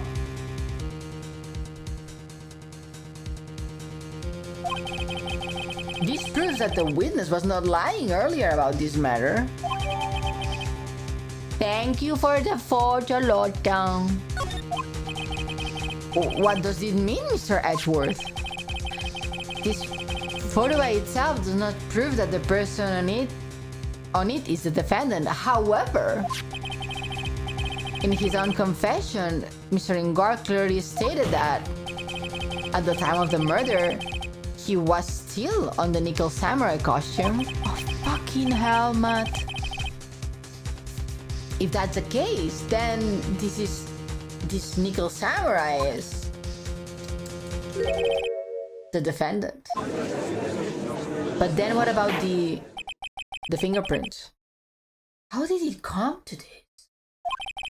I think this brings us to the end. We have examined every piece of evidence thoroughly. Final comments, Mr. Wright?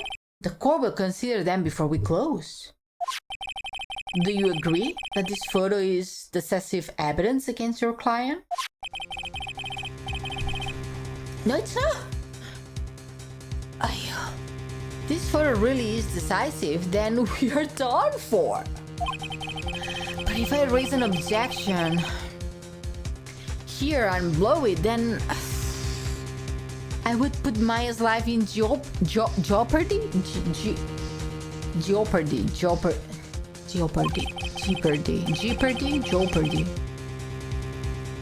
In that case, I can't make a mistake here. There is only one road out of this mess. Jeopardy? Sounds weird, jeopardy. This photo that Lotta took, there is something strange for sure.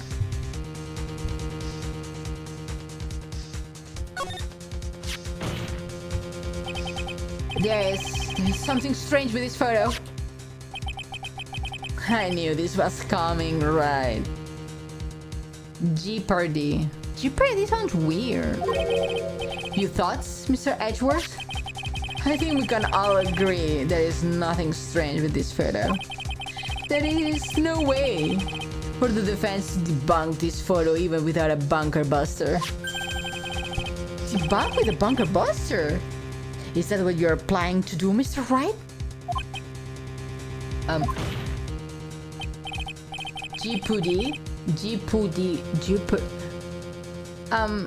Anyway, just look at the photo one more time.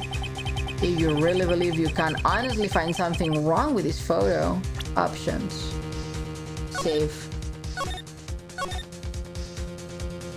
Big. Then you should only need one chance, correct? Well, okay.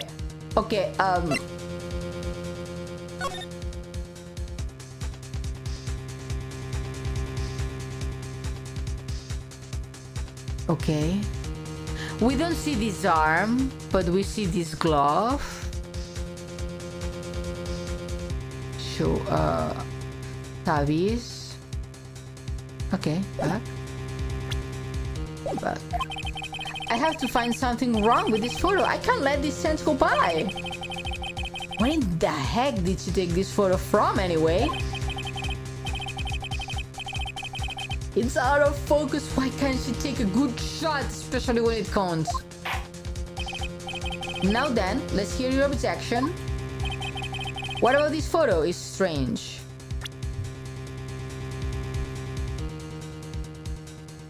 The glove. Here's the other arm too.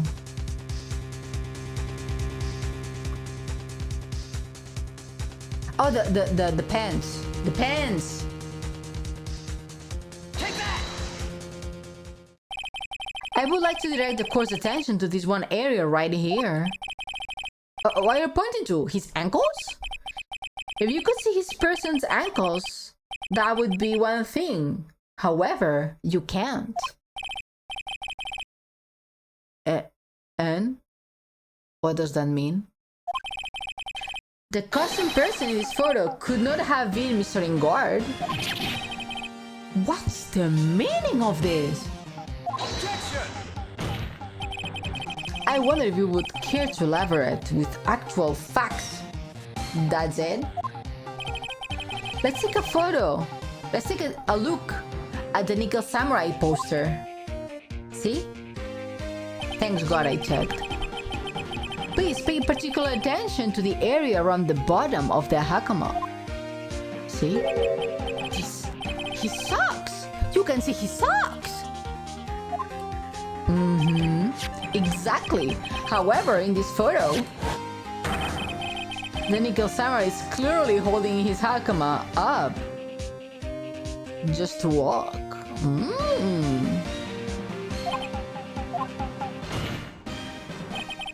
There is only one explanation for this. The person inside the costume is clearly much shorter than the defendant. Then who's the killer? Is it Andrew? Adrian Andrews? Is she that small? Alright, I think we have turned things around for myself this time. That's curious. What was it? Edward is unusually calm today. That's true. Oh, sorry. I went ahead with that. Along for the ride? What do you mean with that? I can only guess that perhaps he doesn't feel under attack at all. He doesn't feel under attack? Then I haven't damaged his case at all? Close, the kill is actually Phoenix. Can you imagine? Can you imagine if Phoenix was actually the killer? Mr. Edgeworth, where does this leave us? If the person in this photo is not Martin Gord, then everything in the prosecution has tried to prove has become meaningless. Oh, he doesn't give a crap. I figured it would come to this. How? What? What indeed? Right, I have something I want to ask you. I think you have proven that the person inside this costume is not Martin Gord. In that case, who is this photo?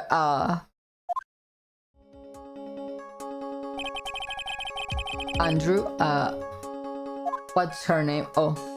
Don't stress over it, Phoenix. It's very simple. What you should be focused is Edgeworth's attitude, don't you think? Yeah, why is he so calm? Mr. Wright, let's hear your thoughts. Who is the person who is this graph? Profiles. You. Take that! Adrian Andrews? If you want to know who that Nickel Samurai is, it's none other than this woman. And why would you say it? It must be Miss Andrews? What in the world points you to her? For starters, she's short. And she can freely move in and out of Mr. Engard's room. Finally, she had dinner with Engard that night.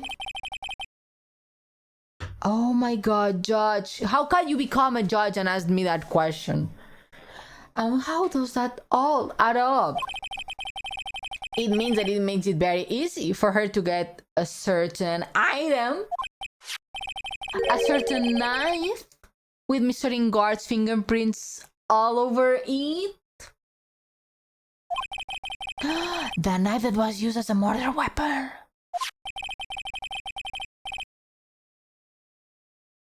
And why don't you just say that? What? Why don't you just say what is it you want, right? I have to do this now. This is my last chance to turn things around. The defense moved to indict Miss Adrian Andrews in the murder of Juan Corrida. It was Miss Andrews who tried to frame the defendant for the crime.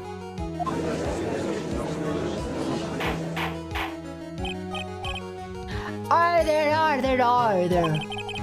It looks like this trial has hit the most unexpected development.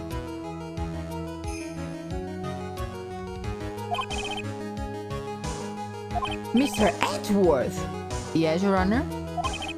This court is issuing a subpoena for Adrian Andrews. A verdict cannot be passed without first hearing her testimony. Alright, this is it. This is kind of bad for us. Huh? What do you mean? If Adrian Andrews is summoned to court as a witness, it means that the trial will go on for another day. One more day? Oh! If I don't get a verdict today, then Maya. Now then, we shall send Miss Andrews' testimony for tomorrow. But what am I supposed to do? The judge is about to adjourn the court. Anubis! Thank you so much for the follow. Welcome in. Hope you enjoyed the emotes. I made them myself. Hola! Hi, Mars. Time zone makes you hard to catch, but you are a fan. Ah, thank you, Mars. I appreciate when you drop by. Raise an objection. Now then. Objection! Please, Your Honor, continue the trial. You must pass a verdict today. I can't do that. We cannot hear Miss Andrews as... I abhor wasting such valuable time. Edgeworth? He's on my side. Your Honor, I request that you please continue with today's trial. We have enough. Wait, do we have enough things to end the trial today? I don't think so. There's usually a second investigation. But we cannot continue to this unexpected development. Unexpected development? I think you underestimate me, Your Honor. And what do you mean by that? That Mr. Phoenix tried would slave his way to subpoenaing Miss Adrian Andrews is all happening according to plan. Even if Mr. Wright is a bit slow to catch on. Wow, that's not how you talk to your boyfriend. What?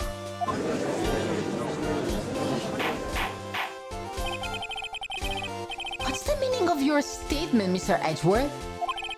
Miss Adrian Andrews is currently waiting in the prosecution's lobby. He knew? This piece of shit knew? She's the next witness.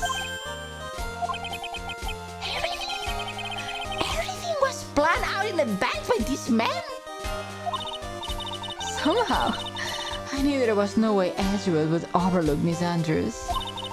Looks like this battle is far from over. Exactly.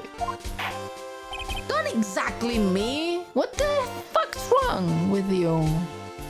Very well. We will call the next witness. However, before we proceed, we shall take 5 minutes recess. Please prepare your witness in that time, Mr. Edgeworth. The court will now take a 10-minute recess. And I will take a drink. To be continued. Let me save.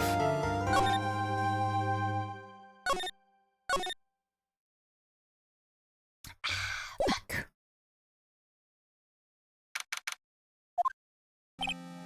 Dude, I can't believe that Adrian. No way, not cool and collected Adrian Andrews.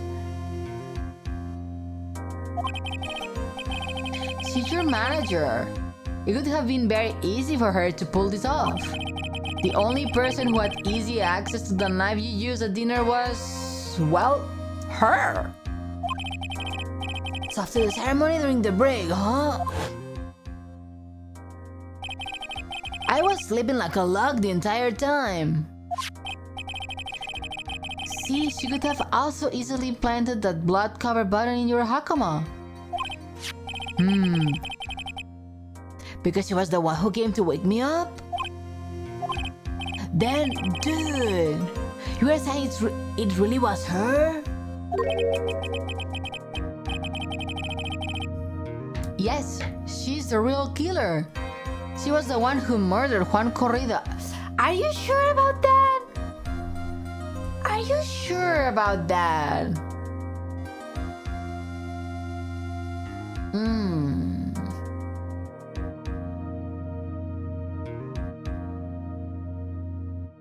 I could...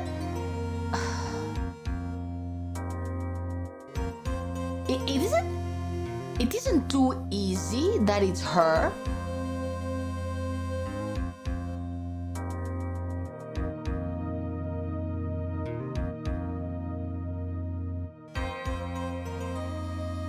It would be way too easy for it to be her.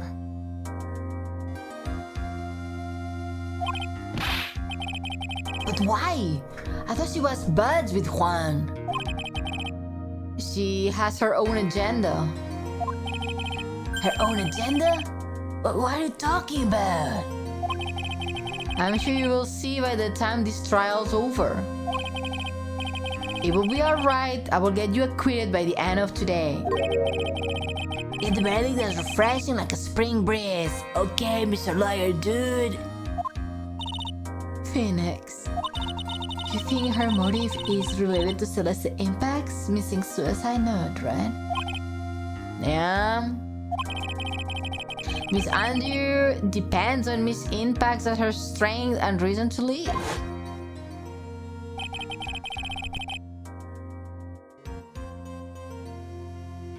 But when Miss Impact suddenly killed herself, it would kind of be, yeah. It was like she left a suicide note and the person thought it'd have to hit it. It's Juan Corrida, the victim's murderer. And this is why I think Miss Andrews got so close to Mr. Corrida. All to get the suicide note back. That sounds plausible. But one thing bothers me. What? Who was that first told us about the relationship? They have stated Miss Andrews' dependency on issues regards Mr. Impacts. It was Edgeworth. What does he know? He knows something. Is Edgeworth helping us? Is Edgeworth helping us? I do not believe that. Norberto, hello! Happy Thursday! How are you? He looks like he still is the one in command of this ship. I think Mia is not Phoenix Edgeworth. I think she's Edgeworth Phoenix. I think she likes Edgeworth being the top. I see. Don't let your guard down yet. Cover yourself first. It's distracting. I'm like a high school teenage boy when I see a spaghetti strap top and bare shoulders. Court will not reconvene. Now then, Mr. Edgeworth, if you please. The prosecution calls for the witness subpoenaed by the court. Miss Adrian Andrews, the person who discovered the crime in Mr. Juan Corrida's room.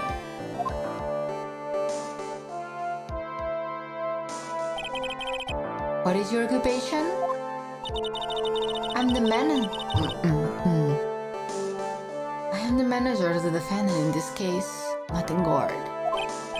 I see. Now then, before we begin, Your Honor, I have one request. Yeah, sure. What is it? I'm sure everyone in this room is wondering the same thing, and would love to find out more about my relationship with the victim. After all, it was the topic of a certain weekly magazine recently. No, I have no idea what you mean. I've never even heard about Gossipland. If the judge was ever a prosecution witness, he'd do all of the work for me. Anyway, I was wondering if you could please tell us about your relationship with the victim? Yes, I was seeing Mr. Corrida. I was also aware of his rivalry which existed between Matt and Juan.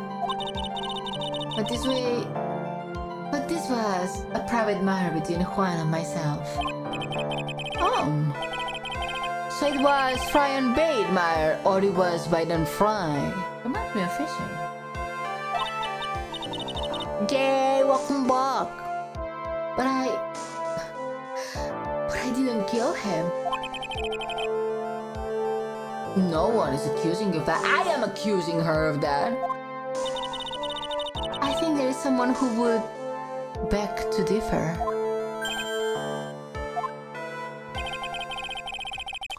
I think we all understand your relationship with the victim now, Miss Andrews. I do not understand nothing. What does it mean seeing him? Were you going to bed with him? Were you going for coffee? Were you trying to change jobs? Seeing has a lot of meanings.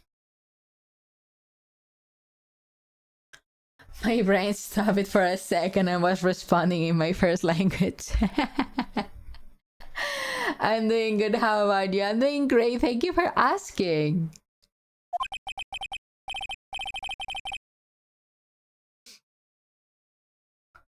Very well then, witness. Please testify to the court about what happened when you discovered the murder that had taken place.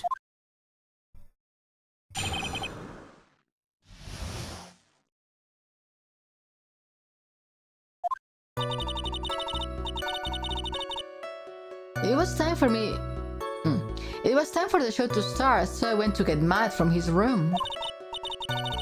After that, I went to Juan's room, and there was his dead body. I was in shock.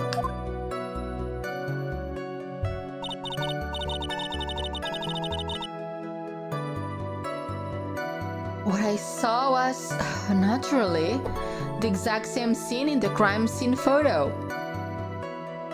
That's a weird way to say things. I feel as I thought I was about to faint, so I poured myself a glass of juice. Who would do that?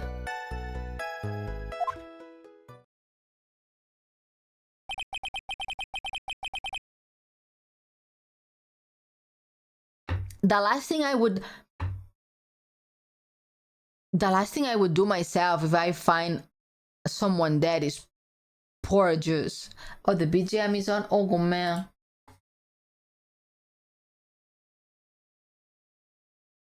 Is it off?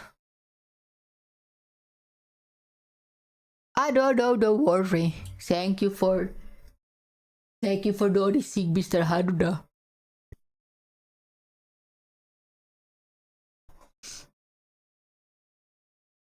So E's from your stream. Yes, sorry. Were you surprised? You poured yourself a glass of juice. Even the judge is shocked. Yes. Sadly, I didn't remember not to touch things at the scene of the crime. You poured yourself a glass of juice and you did not drink it? Girl. And I disturbed the crime scene by moving this one thing. And this is when the fingerprints on the wine glass were made, Your Honor. I see. Well, Mr. Wright, you may cross-examine the witness. Phoenix? She's one cool and collected customer. And she has the brains to match. Isn't she like an anxious person? She should not be calm and collected. Yeah, I know. In order to catch a person like her, we have to avoid head-on confrontations. You should disrupt her pacing. Disrupt her pacing? She's the type of woman who easily thrown off by things inconsistent with her thinking. So you have to attack when she least expects it. The instant you let up on your offense is the instant this trial is over. Understood? Yes, Mom.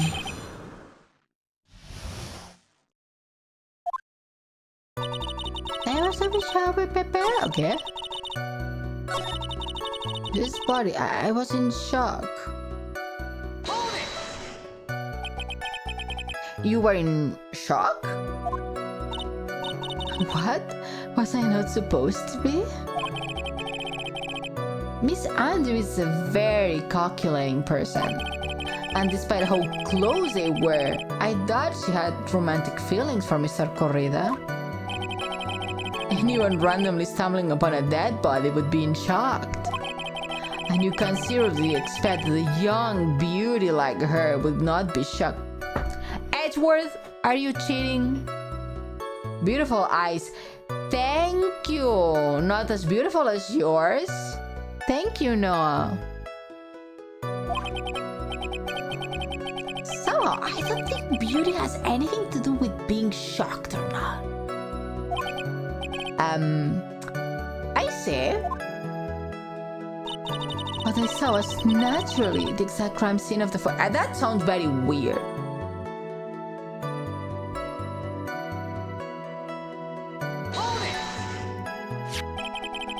This is the photo you were referring to, correct?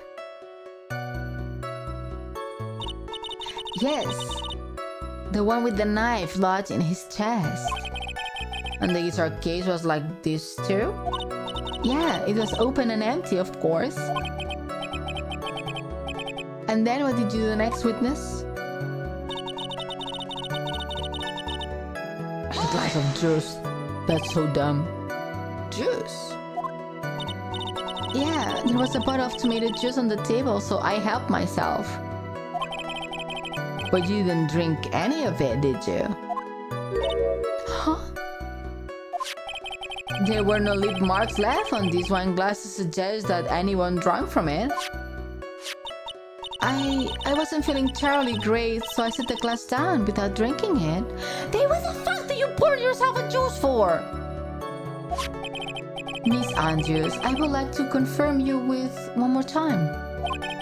When you discovered the dead body of Juan Corrida, you were in great shock. And that's when you poured yourself a glass of juice, correct? And what of it? My mind really has complete blank at the time.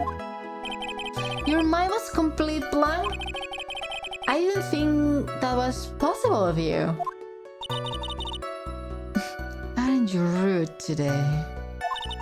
I was so dazed that I made one careless mistake. That one thing. What one thing? Oh, never mind. No big deal. Press further. Miss Andrews?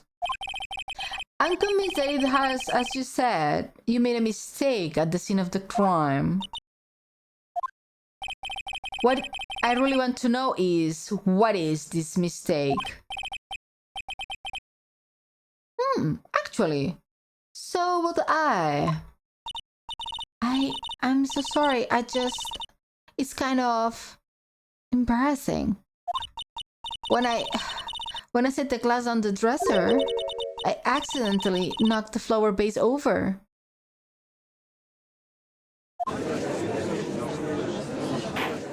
Huh? Flower vase? Are you talking about the one on the floor? The mess of glass shards? It was originally on top of the dresser, but when I bumped into it with my elbow, it fell onto the guitar case. Why did you withhold such an important piece of information?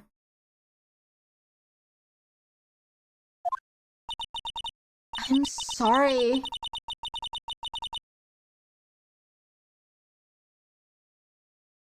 Imagine copying the name. Aren't you two the same person? Objection! Hi, Lucia. Welcome in.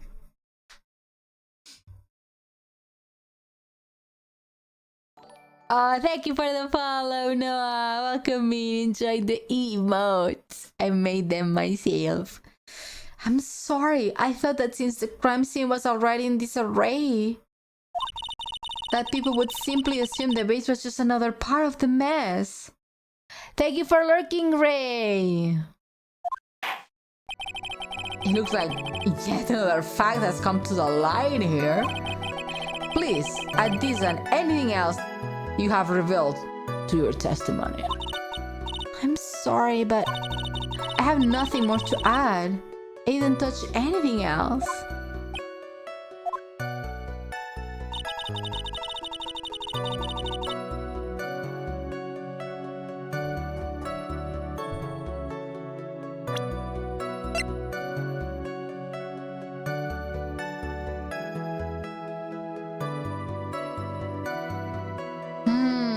But it was open, no?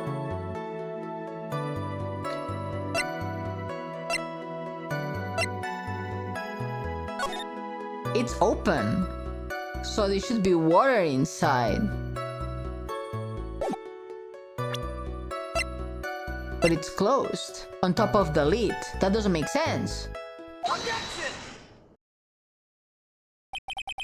You testified that you knocked the flower vase over in this, correct? Yeah. Are you sure it fell onto the guitar case? Is there a problem with what I said? It's not some problem, it's a major problem. Also, 980. Thank you so much for 980 followers. My brother, it's closer to coming to stream when we get to 1K. Only 20 more left. My poor brother. Coming to stream. It's true that the top of the guitar case was wet with water. However, what exactly? That's exactly why it's so strange. Miss Andrews, you testified that the bass fell into the guitar case. However,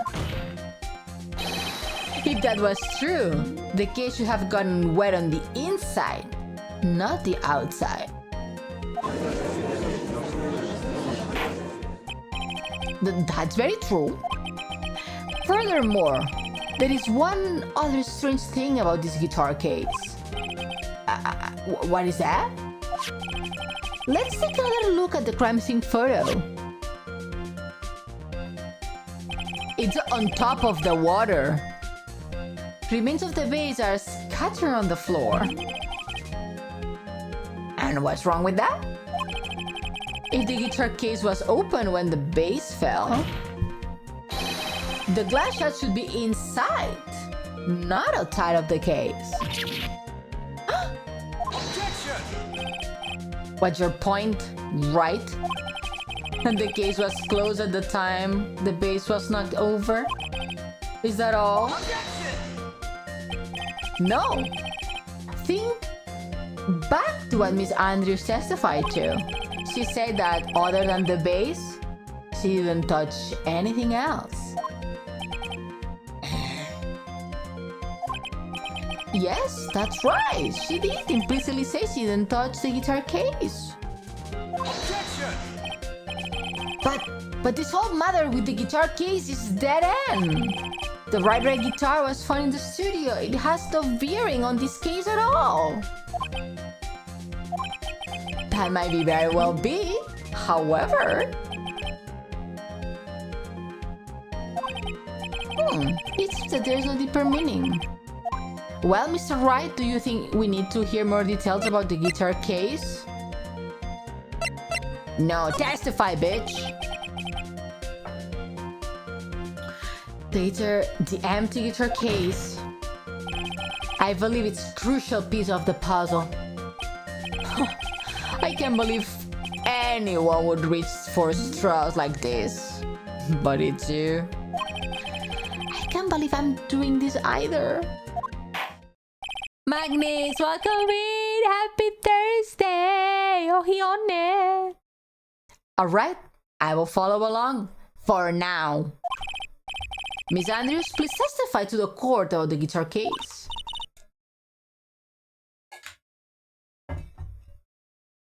Yes, Your Honor.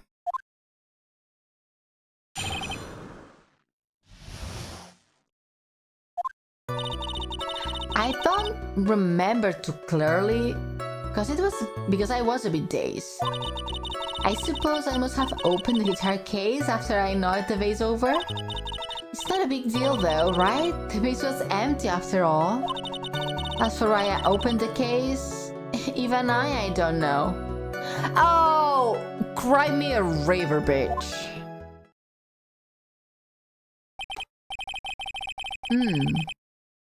It looks like this really wasn't a very important point. Wait.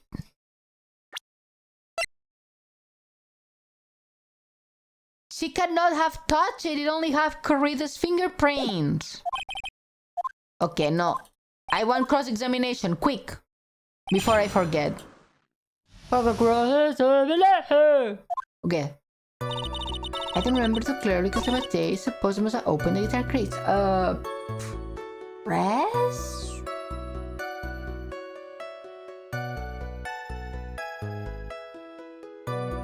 Or present? There is no way you were the one who opened the guitar case. See, Phoenix and I think the same. Why would you say that? Bye now, my play. Ooh, go have fun playing games with your friend. Enjoy. Thank you so much for dropping by and for the follow, Noah. Have a good day. Why would you say that? It's elementary, my dear. Because the only fingerprints on this guitar case are those of the victim. It was me, I did it. No, Lucia is way too nice to do that. Was it Miss Andrews? You shouldn't assume that I must have left prints just because I touched the case. Then what? What do you mean? What if I were to tell you that I was wearing gloves at the time? Gloves? Why would you be wearing gloves at the time? Listen, bitch. Listen. Your fingerprints are on the wine glass. You cannot pull things out of thin air. You cannot say whatever it's convenient to you. She's the killer. She is the killer. I'm convinced now that she's the killer. Of course I dress up for the occasion. Yes, now I remember. I am almost sure I was wearing a pair of thin gloves. Oh girl, oh girl. I see. Well, Mr. Wright, it seems the witness was wearing gloves at the crime of the scene. At the scene of the crime. That's strange. You were wearing gloves? Isn't that a little strange? Why is that strange? Do you have something that would prove I was not wearing? You are for fucking real, girl? I have you proof right here. This wine glass. The wine glass? You left your fingerprints very clearly on the wine glass! No, me. Even if you took your gloves off when you pour yourself this glass of juice, wouldn't you think it was just a little strange?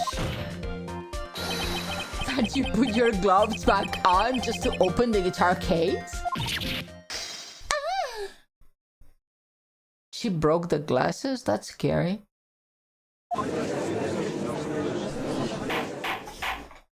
Girl, please think before you speak. Looks like you hit the nail on the head this time. Oh? What do you mean?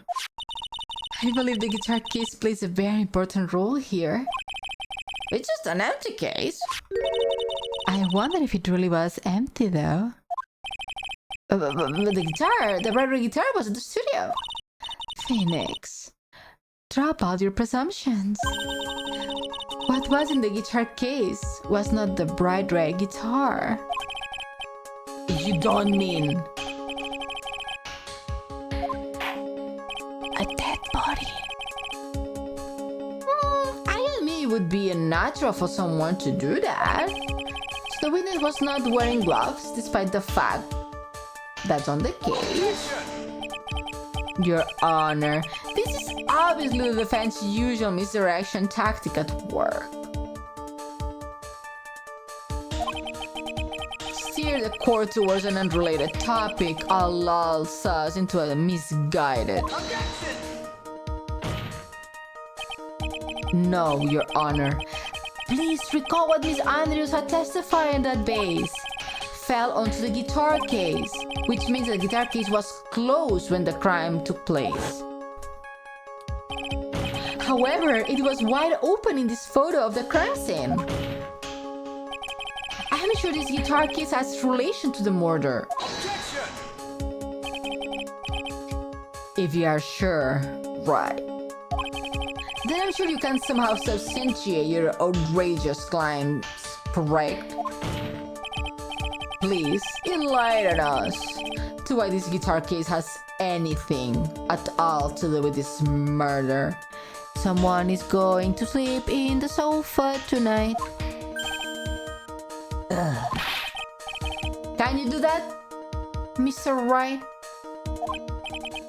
Well, let's suppose for a second that the bright red guitar was not the only thing that could have been in the case.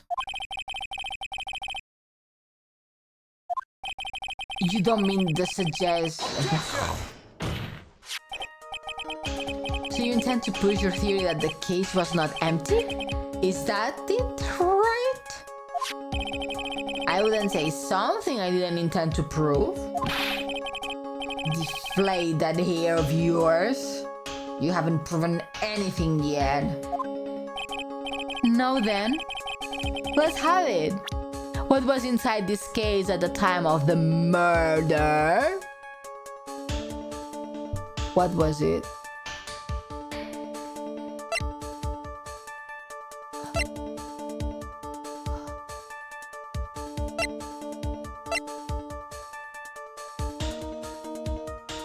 The nickel samurai, right? That's the only thing that makes sense. Like the outfit. Because she's short and she was exiting the room with the outfit. So the outfit. This is a photograph. Look at this graph. Yeah, but what's important is what is on the picture, Your Honor. In this picture? It doesn't make a genius to see what I mean. What I'm proposing is... Inside the guitar case was Nickel Samurai, the hero's very own costume. What?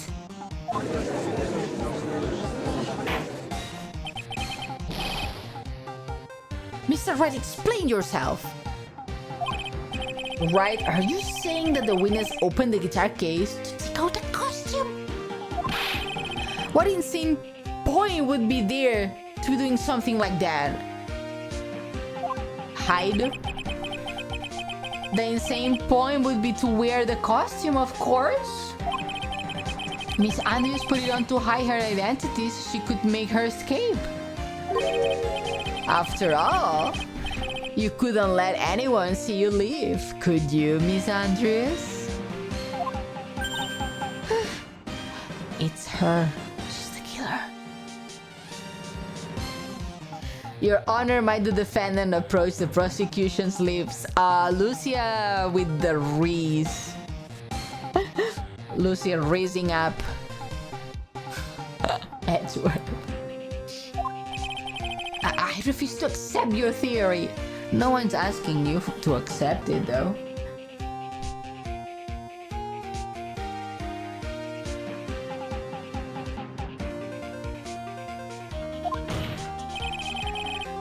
Do you have anything to support such preposterous idea?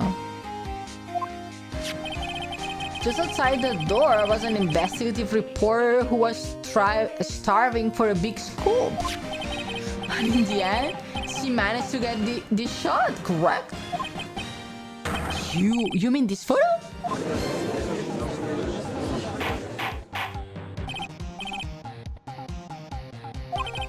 It looks like we have wandered into quite another mess again, haven't we?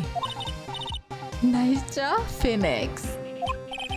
Well, you know my strategy. Speak first, think later. Same. So the real murderer was hiding inside the costume. Objection! Objection!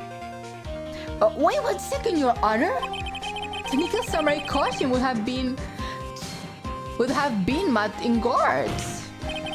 Why would something of the defendant be in the victim's room?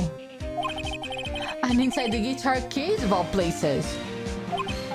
Oh, true. That's a little baffling. Mr. Wright, the court would like to hear your thoughts. What was this Nickel Samurai costume doing inside the guitar case? A spare? What else could it be? I mean, even for productions, they have at least 2 to 3 like, just in case. Mr. Ingard did not take his costume off during the break period. In that case, the costume we are talking about was a spare one. What? Yeah. For film productions and stuff like that, they have at least one backup costume just in case.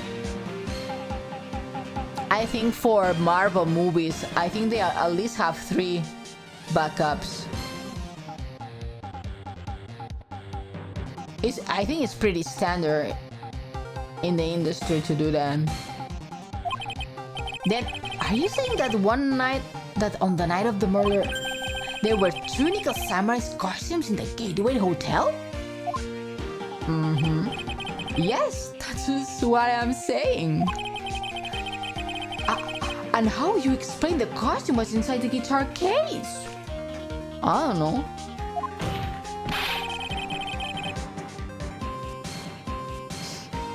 It would mean that the victim himself had bought these spears to the ceremony on purpose. Wait, didn't the Nickel Samurai have to do a press thing after to quote unquote expose something or something like that? So maybe Juan was the one who did that.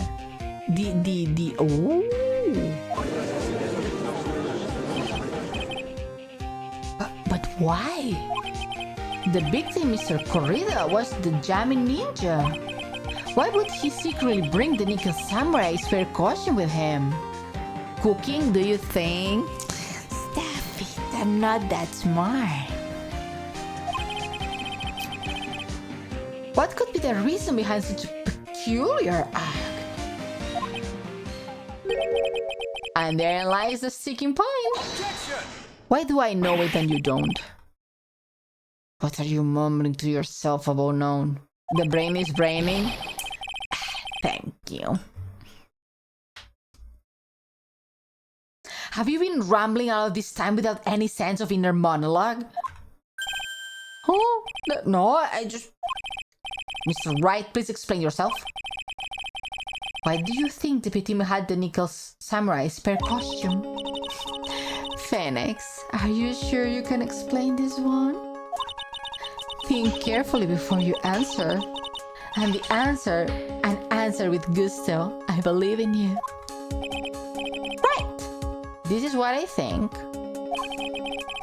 The reason the victim brought the Nickel Samurai spare costume to the hotel was this. The Nickel Samurai has something to confess.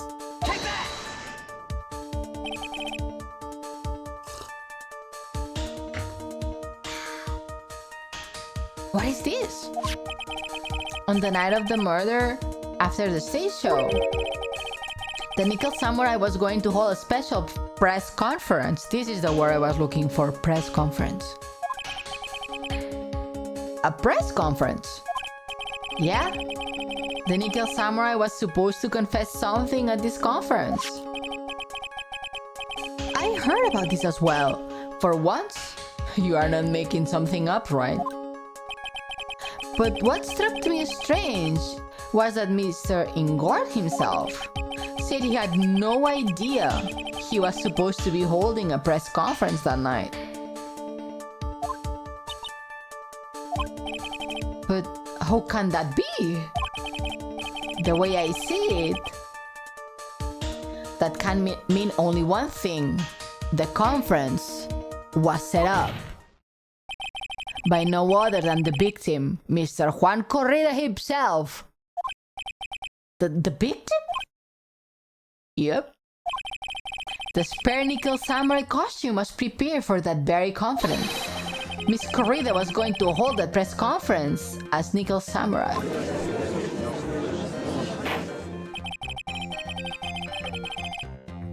He was going to dress up as the Nickel Samurai and hold a conference? But why would the victim do such a thing? That's something I don't quite know yet. However, what I'm concerned with right now is that he intended to reveal at that conference. The Nickel Samurai was going to confess something. And by confess, I'd wager he was going to reveal something about himself. Which means that Juan Corrida, posing as a Nickel Samurai, was going to speak about Matt Ingord.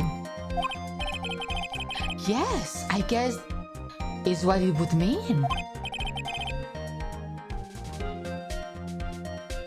But if that is the case, why not confession? That's public disclosure. But about what? Miss Andrews? I can see why you are pros at what you do. Pardon me? Yes, just as you say, the conference was set up by Juan. Miss Andrews, please offer us an explanation for this. Hi, Nicola, welcome in. Happy Thursday, how are you? I was the one who asked for help to set it up.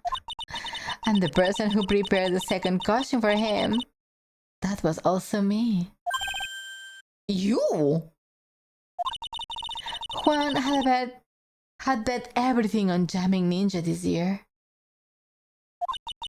And if we lost the Grand Prix, he was going to make sure Matt was going down with him.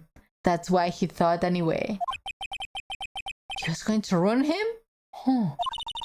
It looked like somehow Juan had his hands on a secret so powerful that it would be destroyed Matt's acting career had it been revealed. That's way too convenient. What?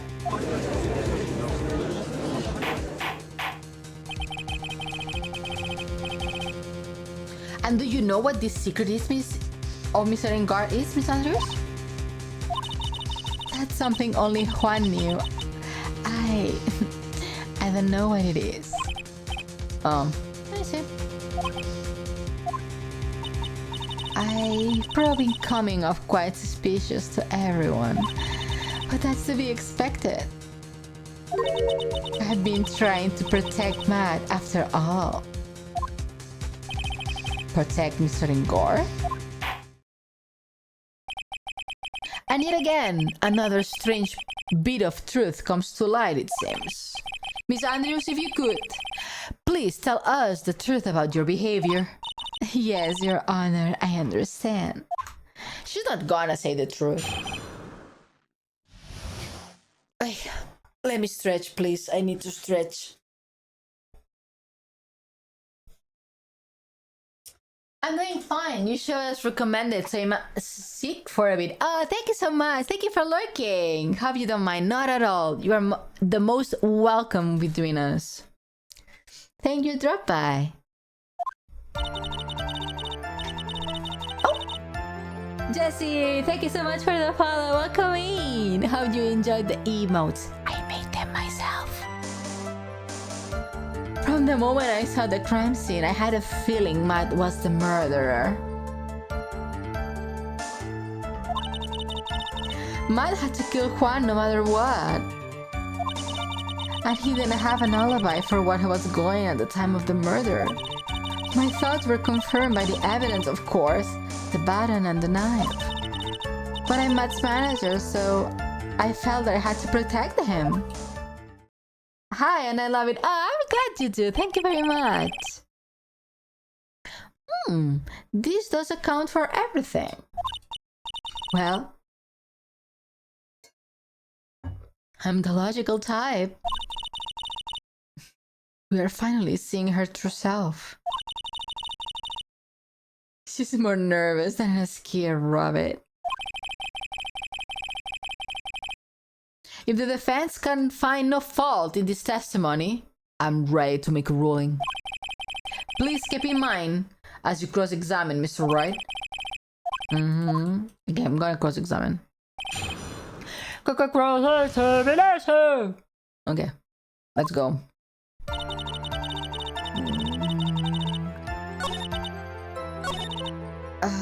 One thing, this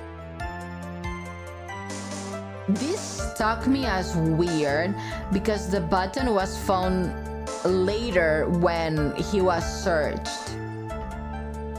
So you can hardly call a knife a decisive evidence. A scared rabbit is actually scary for me. They will bite hard. I never saw a scared rabbit. The fingerprints on the knife could very well have been a camouflage. Then what about the button? The button? It's clear from the crime scene that the victim and his murderer fought. During the fight, the killer ripped the button from the jamming ninja's costume. That button was found in the pleat of the hakama, isn't that correct? I would think that it makes very decisive evidence.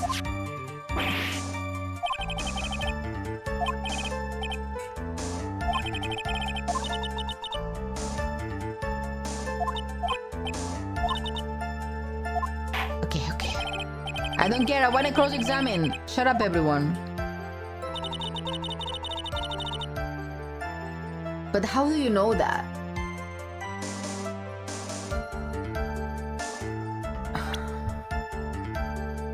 How do you know that?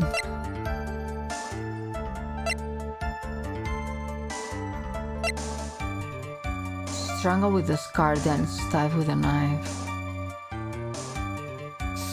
That doesn't sound that there was a fight.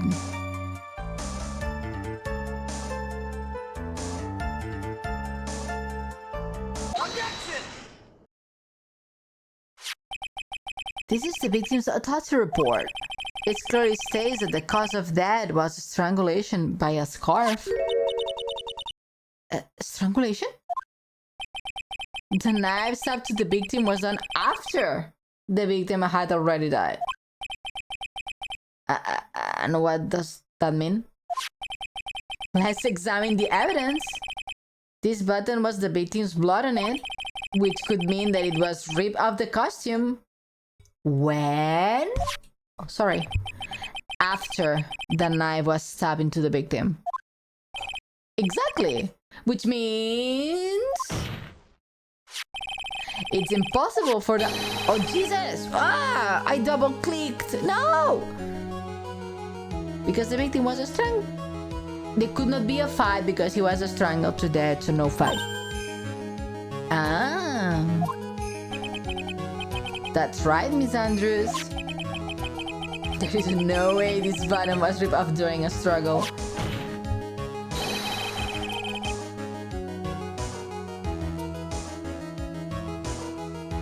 This button must consciously pull off the victim's already dead body.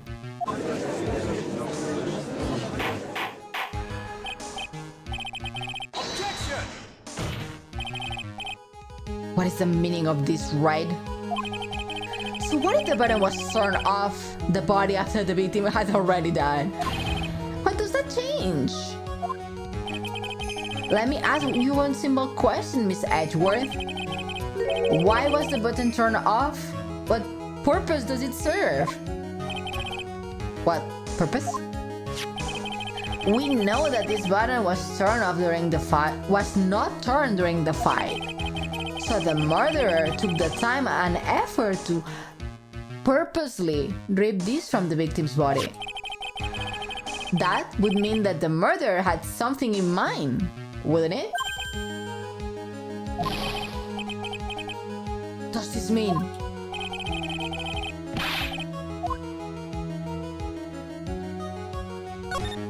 Hello?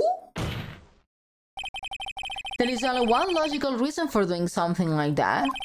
It was to pin the crime of Mr. Ingard. Yeah? There is no way anyone would put a bloodied button in their own pants. That's right. Mr. Ingard was set up. By the real killer, of course. And the real murderer is? Well, Mr. Wright, when there was the real killer then? Finally. I can't believe I managed to bring this trial all the way to this point. Phoenix, you can't let your guard down yet. Not until the very end. The real killer, the person who planned to frame Mr. Ingard is... you. Miss Adrian Andrews. I choose you. I choose you, poor Pikachu. You are Mr. Corrida's killer. What? Then yeah, she's the true killer. I mean, Phoenix is hardly ever wrong. This is a very grave matter. Do you have any evidence that supports your charge? Your charge? Any evidence?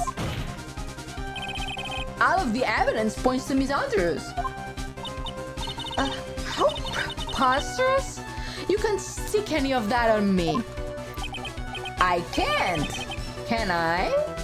Would you care to test me? Then what about this knife? The knife was used to stab the victim after already being strangled to death. It was used to throw suspicion onto Mr. Ingord, naturally. A knife covered in the defender's fingerprints could only be taken from his room. And the only one who had dinner with him, who knew which knife to take, was you. How many glasses does she have? Then, what about the button was found in Matt's Hakama? Emma put you on the TV. I'm heavily invested now.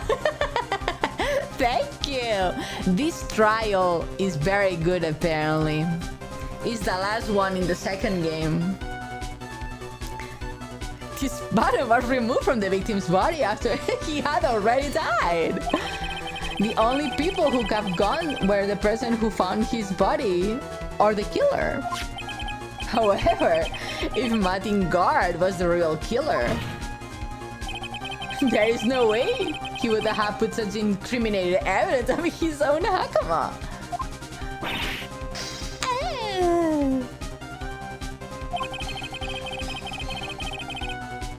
The only person who could have put this button into the Mr. Engard's Hakama is the person who went to wake him up from his nap, which is you yet again, Miss Andrews. Ooh, I see. But what about the empty guitar case? That is also another piece of evidence that incriminates Miss Andrews. That costume was used to hide the real killer's identity as she fled the crime scene. The perspective of this knife is very bad. Now, who could have known that there was just a costume inside the guitar case? It could only be in the person who prepared the costume for the victim. Again, that person is you, Miss Adrian Andrews. No,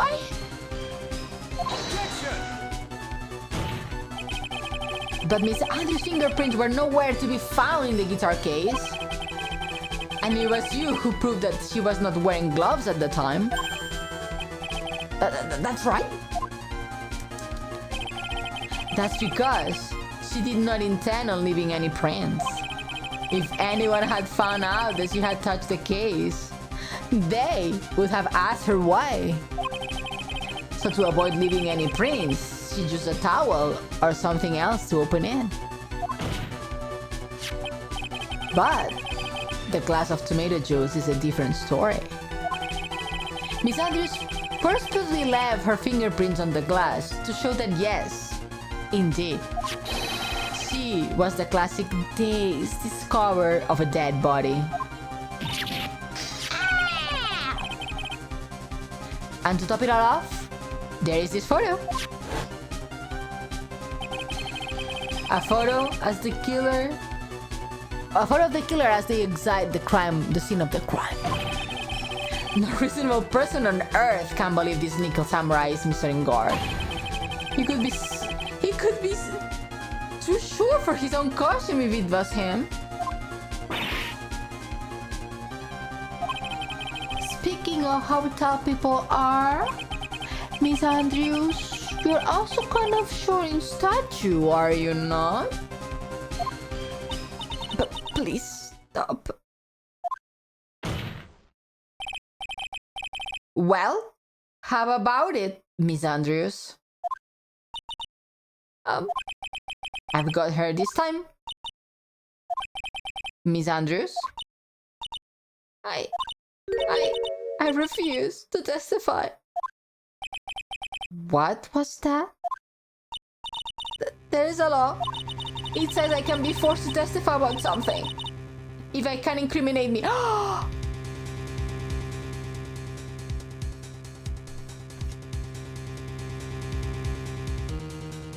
Is she saying that she's the killer? Is she saying that she's the killer? Did you kind of confess?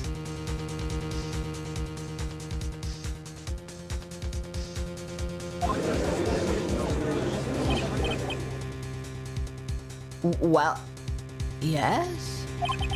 You are absolutely correct, Miss Andrews. The law provides us with a way to avoid self-incrimination.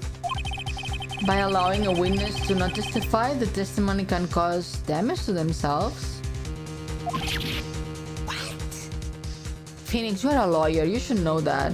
She kind of confessed. That's what I'm saying!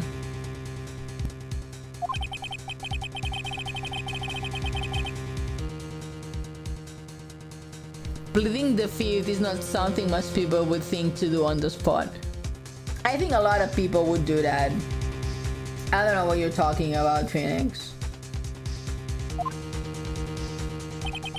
Actually, thinking back to yesterday in Mr. Ingot's room. Adrian Andrews? Yes? Think hard about what we just discussed. Understood.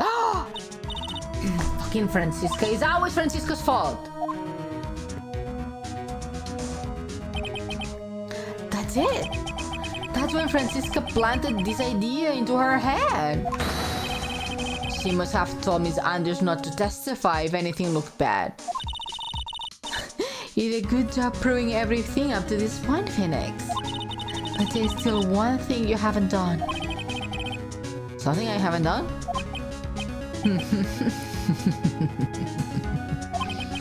What's wrong, right? Are you finished already? Run out of evidence? What is so humorous, Mr. Edgeworth? I'm sure you realize this well, Your Honor, but everything to the good lawyer he has proven up to this point is meaningless. Phoenix got his vial license from a cereal box. Can you imagine? What? Everything you have proven is circumstantial. Circumstantial? Yeah, circumstantial. You have yet to provide a single piece of definitive proof. Definitive proof. Proof that Miss Andrews did not, in fact, harbor a wish to murder Mr. Corrida. Hello, Echo! Welcome in! Thank you so much for the follow! Hope you enjoyed the emotes. I made them myself. Ione, hello!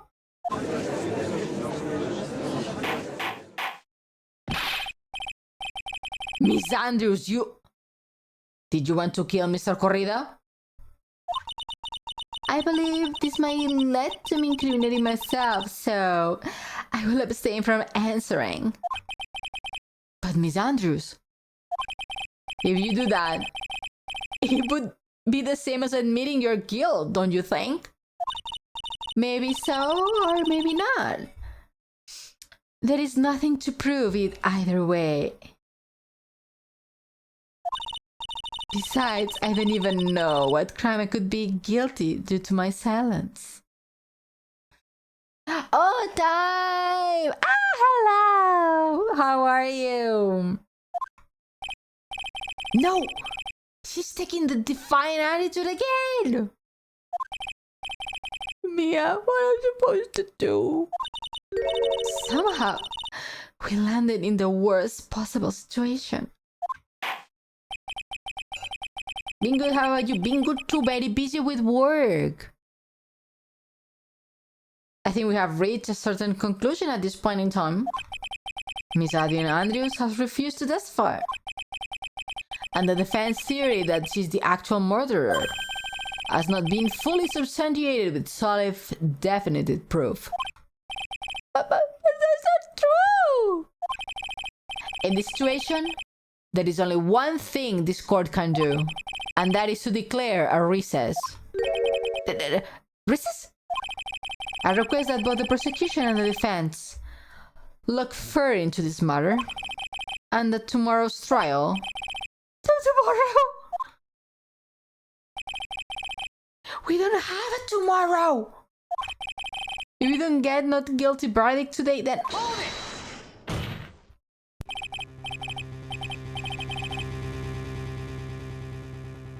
Please, wait, Your Honor, that is not necessary! The trial, please continue the trial. What are you swearing for? Your client is getting one more day to live, isn't he? That's not it. This isn't about that. Edward, I know you know who the real killer is. Please, let the trial continue. If I don't get the verdict, then my...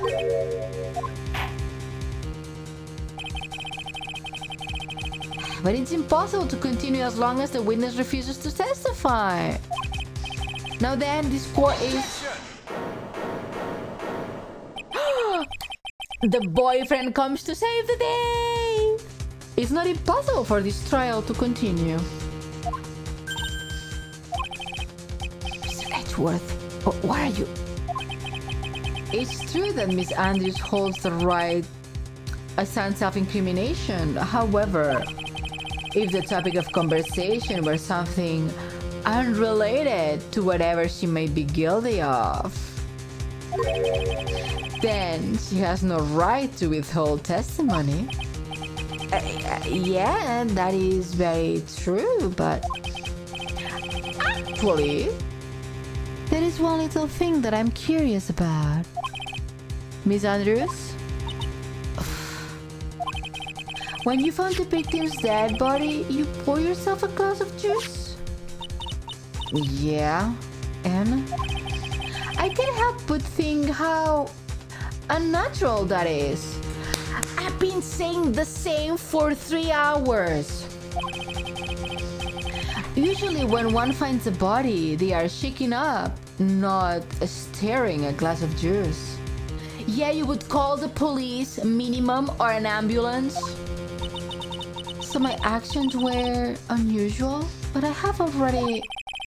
Before you speak, I want to state that if you have a reason behind your actions, I would like you to testify to that effect. Testify? Your Honor, I would like to request that the witness testify again as to what happened when she first discovered the victim's body. Whatever we find out in this testimony should not be way implicate the witness.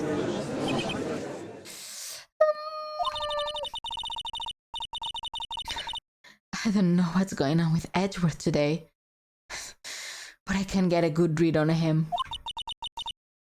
Is he a friend or a foe? I just don't know. He's a boyfriend. The court acknowledges the prosecution's request.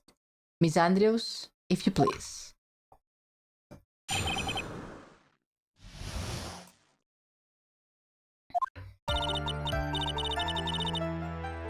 That glass of juice, I didn't really pour it for myself.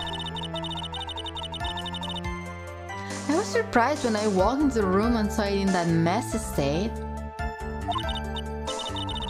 And Juan, he was sitting slumber over the tire looking in the corner.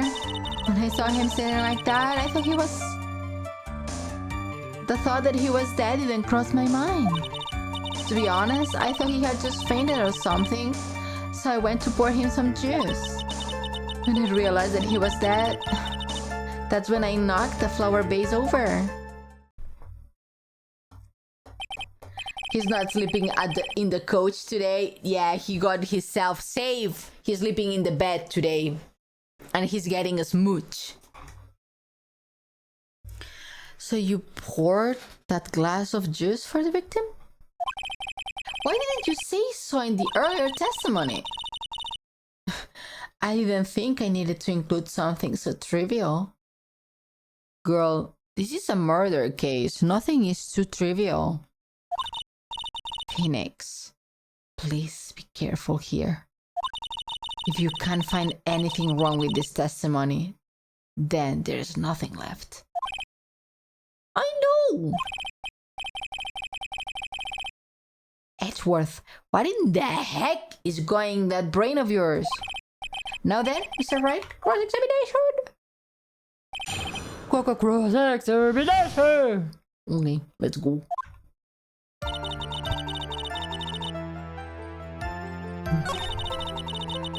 The rooms are in a messy state, and Juan has when I thought that he was dead, didn't cross my mind. To be honest.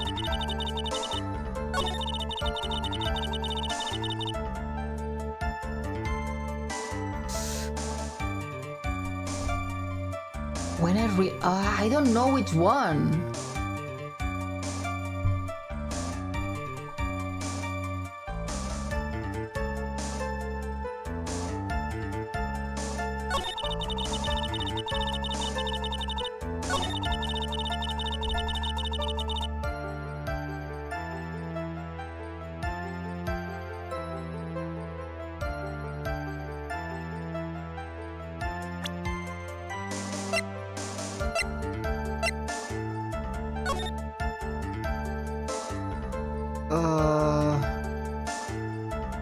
No, I'm lost. Me too.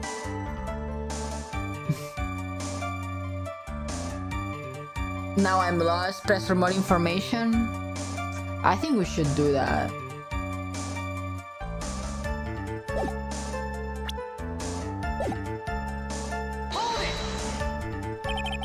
Then what did cross your mind?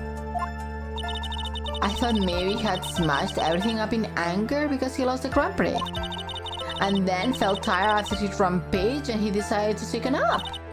Anyways, that's what I thought.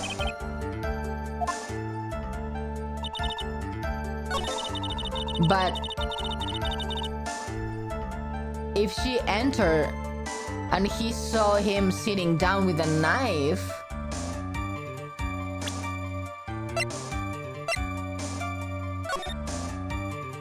I mean, you cannot miss that.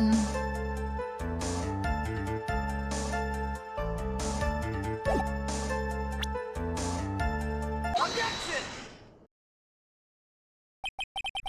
So you honestly didn't think he was dead when you found him?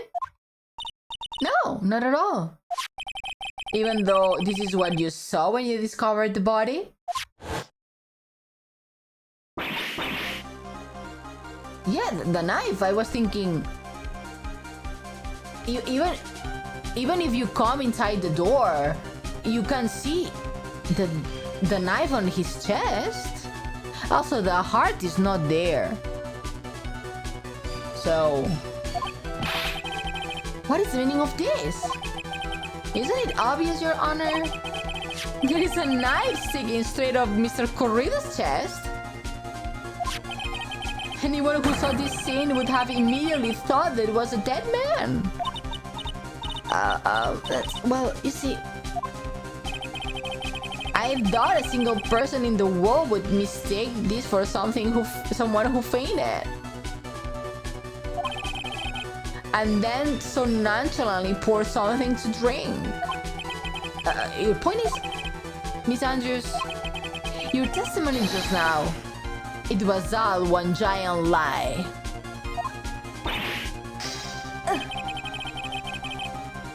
And July has proven one thing very clearly: that you are the real killer. But I'm too pretty to be a killer. No!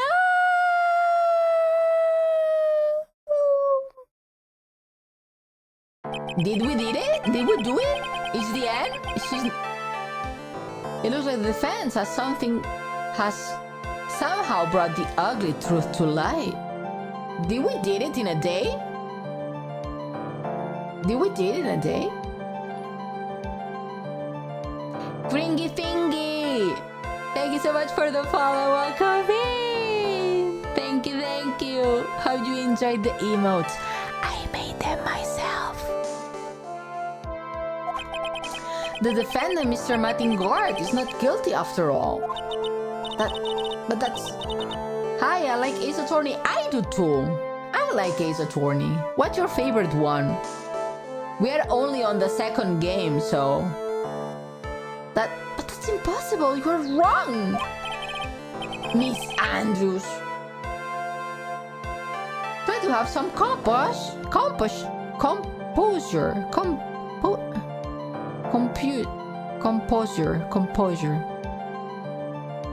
3 probably. Ooh.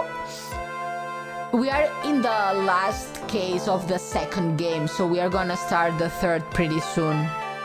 So we will see what happened in the third one. It wasn't me. It wasn't me, I tell you. It was Matt, I swear. He's the one who killed Juan. But you were the one who refused to testify. And your reason for not doing so was you might have incriminated myself. That's because... Miss Andrews, I will give you one last chance. What exactly are you hiding that might incriminate you? I refuse to testify. Girl, take the L. They caught you. Take the L. Go to jail. Then there is no need for us to Then there is no need for this court to continue any further. Madam Guard, innocence has been clearly demonstrated. Is it over? Have we found it through that last? What's wrong, Phoenix? Usually the real killer confesses his or her guilt. And now that I think about it, this is the first time someone hasn't. Now that, I would like to hand down my verdict for Madam Guard.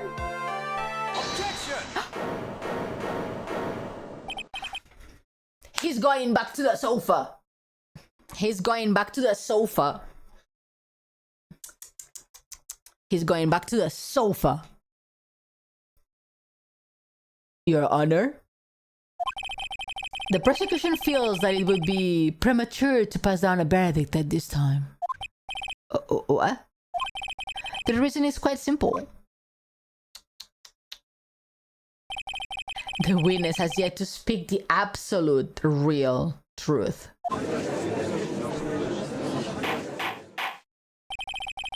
The absolute real truth? What are you...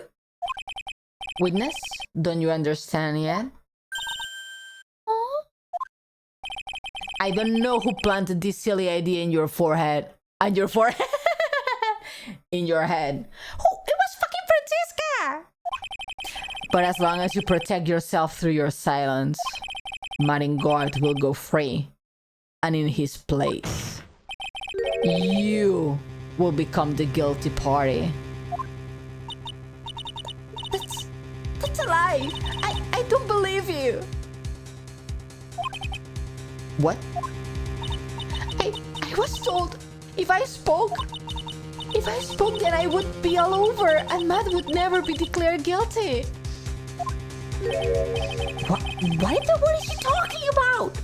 Has she lost it? I can't speak about it. I'm too scared. Is she not the killer? It's Francisca von Karma. Huh? Don't you remember, Phoenix? Miss Angie lives by gripping tightly into the words of another. Because she doesn't have the strength to believe in herself. Then, right now, Miss Andrews is... Yesterday, she was tossed a lifesaver by Miss Von Karma. Don't say a word, no matter what happens. If you do, Maringard will be acquitted.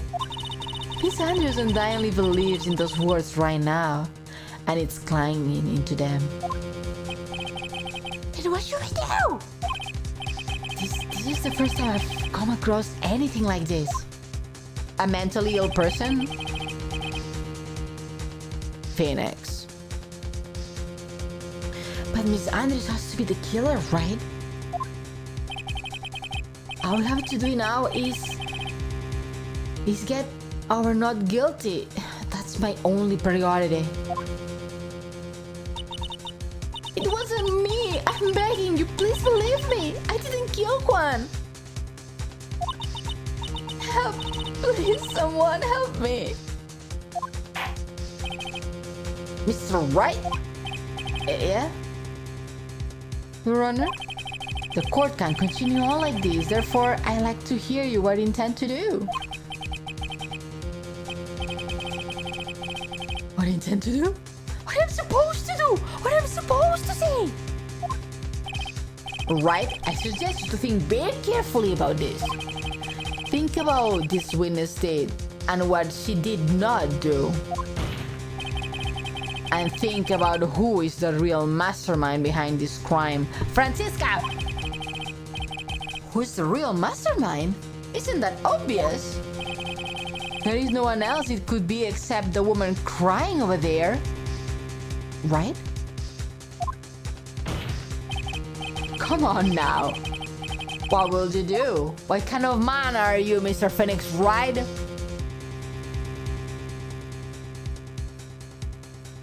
I'm an asshole, so I have to win a complete acquittal today. There is no way around that. But I can't bring myself to do it like this. Not when she's making a face like that. Oh, he's be getting soft. Miss Andrews, I would like to know what you are really hiding. Mr. Wright, are you sure you know what you are doing? Sure, Mr. Engard would get an acquittal, but in this place, you would...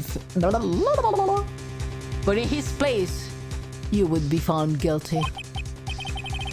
Is this how you really want this trial to end?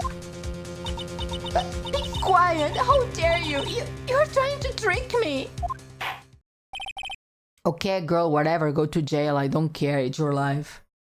I guess. That's enough!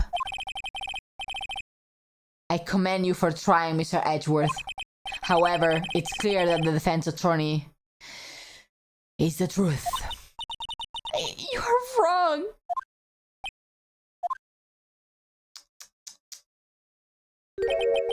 What a shame.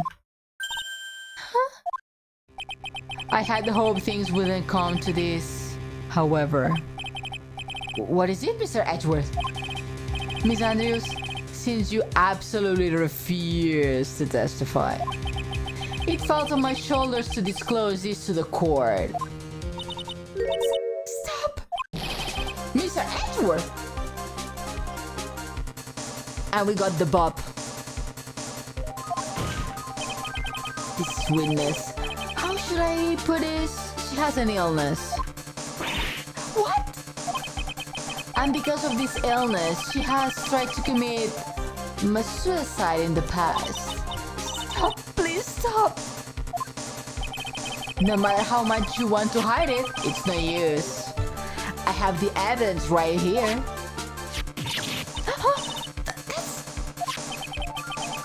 That's the second part of the suicide report. The attempt suicide report. What will you do now, witness? You know what I'm about to do, don't you? Will you now reveal to the court the true nature of the pitiful woman known as Adrienne Andrews? The secret of her dependent nature. Having other people know about this scares her more than anything else in the world. Bro, how many... Why this game has so many plot twists? Is this a plot twist game? Yeah, one after the other. Usually the last case in the game has the most plot twists. Please, please stop, I beg you. If people find out, I will... They don't care, girly pop. If you are going to say you would choose that, that is no concern of mine.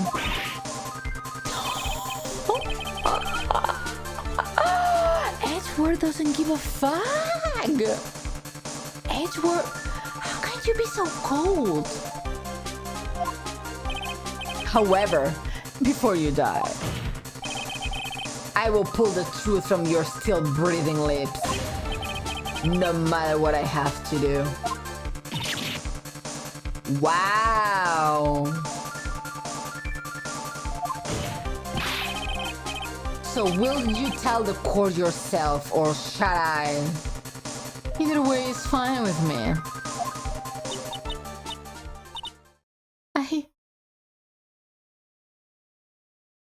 Damn, that's hot. I mean, what?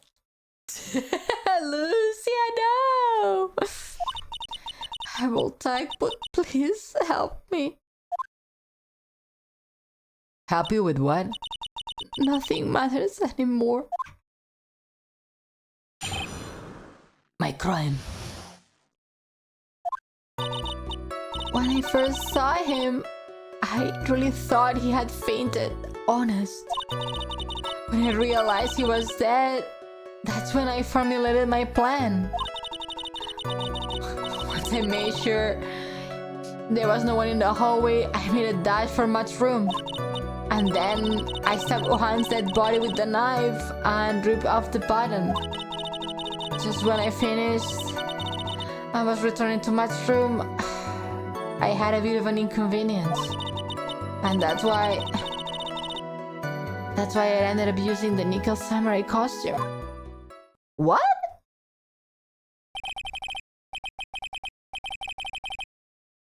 Set the body with the knife? Why would you do that? Excellent question. Isn't it obvious? To pin the blame on a certain person. A certain cowardly man. What do you mean by all of this? It may take this court a little while to understand, but this is the truth.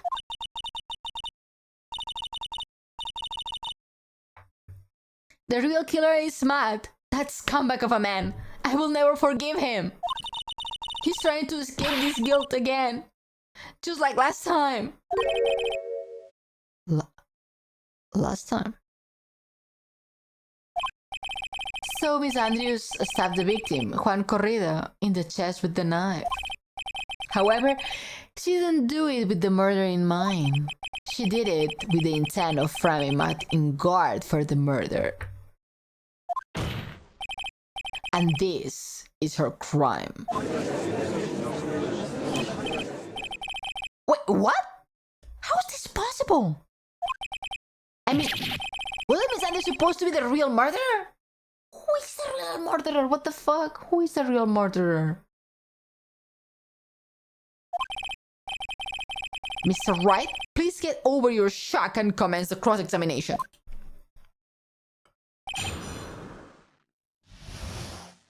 Okay, I guess.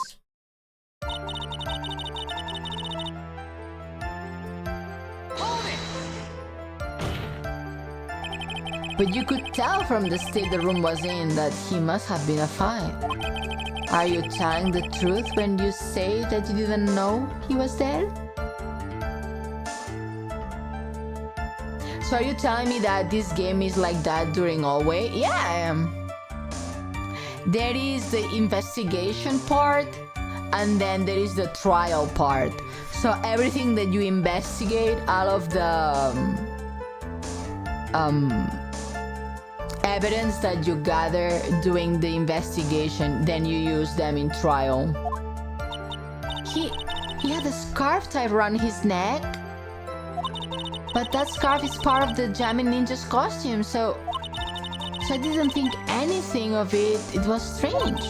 His head was also tilted down a bit, so I couldn't see his face that well. That's why I thought I'd wake him up and went to pour the juice.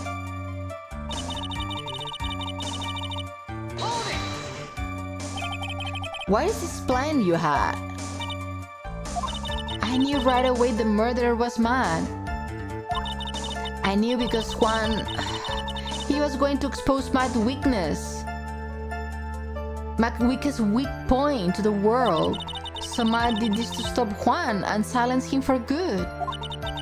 That's when I thought I should forge some evidence and pin this crime on Matt.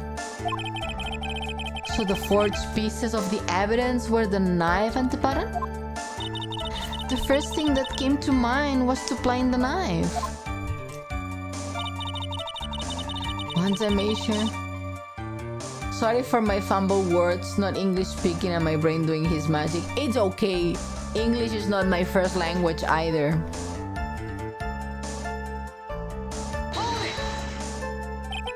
What was... You could get the knife correct. The knife Matt used for dinner had his fingerprints all over it. I thought, if I used that, then the police would certainly turn his eyes towards him. Matt was napping with his costume on at the time. I slipped in, locking the knife, and returned to the scene of the crime. And then I stabbed Juan's dead body with the knife and ripped up the button. So you were the one who stabbed the victim with that knife? It gives me goosebumps to think about it now. What an horrible thing I did. But at the time, I couldn't control my own body. It moved on its own. Then, when I stabbed Juan's dead body, I suddenly realized something. If I used the button somehow, I could make Mac look even more of a suspect. So you thought to rip one of the buttons and plant it on the Hakama? Yeah, that's what I had planned to do. But things never go that smoothly, do they?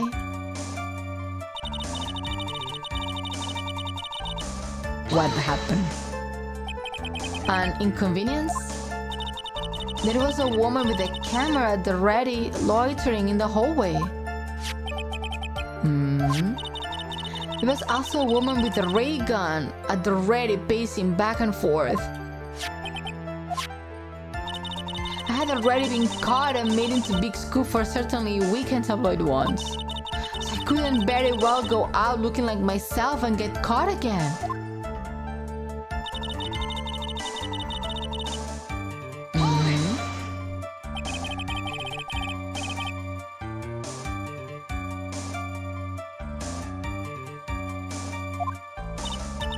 Yes, it took from Global Studios. They also put into Juan's guitar case the day before the award ceremony.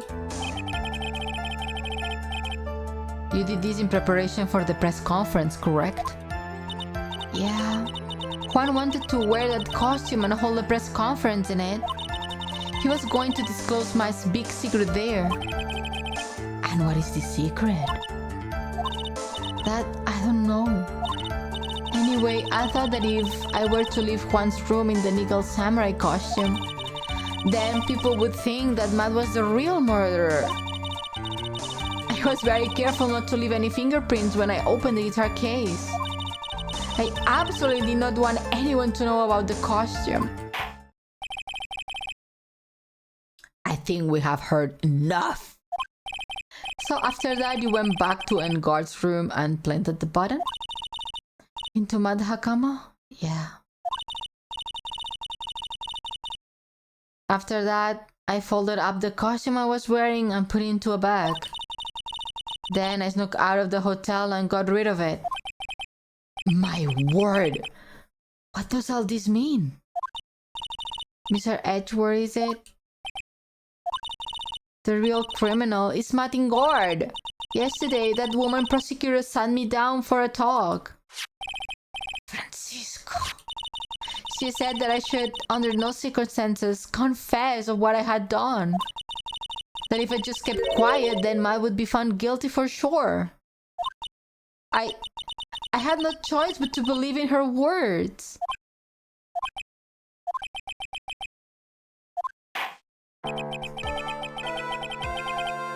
What this witness has done is clearly unlawful. However, As long as her testimony stands, we can be certain that she's not the real killer. Wait, Your Honor! The defense... Right? It's pointless. At this point in time, it's not possible to indict Miss Andrews of anything. Yes, exactly. There isn't a single piece of evidence that points to her as the murderer. The cross-examination of the witness is over, and so is today's trial. You couldn't establish that the witness was the culprit. Please, let it go, Mr. Wright. But... Miss Edgeworth, please place Miss Andrews under arrest for further questioning. Understood, Your Honor. The prosecution will arrange her detention immediately. That's all. Court is adjourned for today. Boop.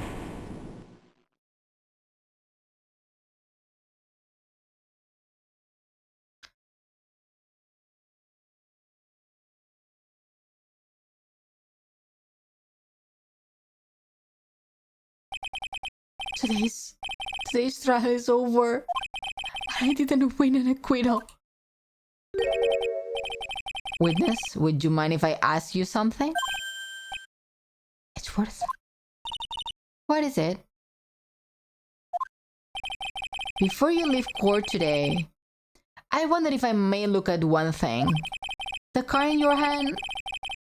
It had my interest for quite some time now. What exactly is it? Oh, this? Mr. Wright also asked about this. Although I didn't remember at the time you asked me about it, Mr. Wright. I remember it just now. I found it on the room on that day. The room? That day? Yeah.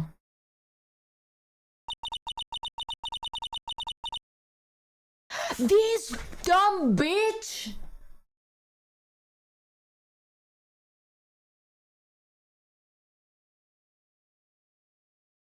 Oh my god, this dumb bitch!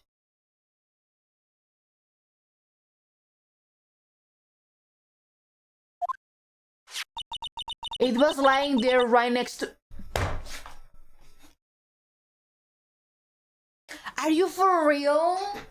Are you for real? Girl! You found that card next to the victim's body? I suppose I must have unconsciously slipped it into my pocket. But it's not that if it card has any relevance to Juan's murder, right? Oh my god! Oh my god! Girl, what the hell? Girl, what?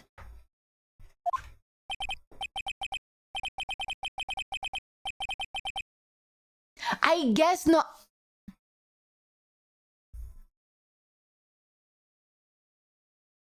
I guess not, he says. I guess not, he says.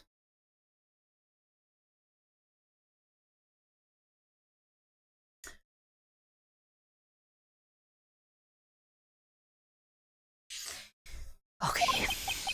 But as far as a clue to this case, I don't see why... Witness, that card, give it to me, now. Edgeworth? Do you have any idea you have a stupidly yet inadvertently done?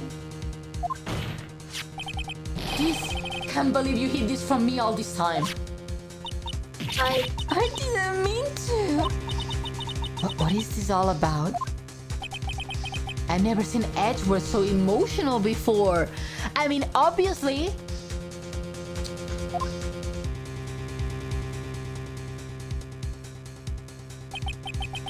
That card, what in the world is it? And what does it mean? Sorry, my English so bad. I'm from Russia. I'm still learning. It's okay. My English is not good either. Welcome.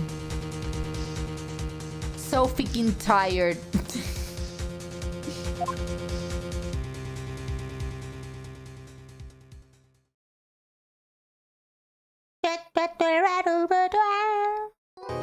Now we can save.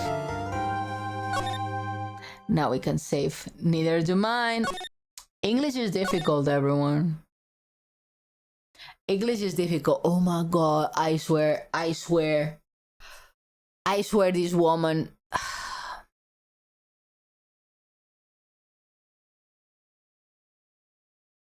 I swear.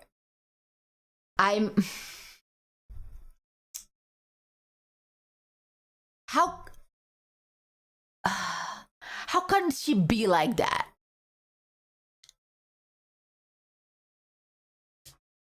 You know? Why are you like that? Woman. Do not get yourself mistaken, Mr. Haruna. I would be too scared to lie to the police. I would be like, yeah, I found this and this and that. No. Don't get confused, my good sir. Don't get confused. Oh my god.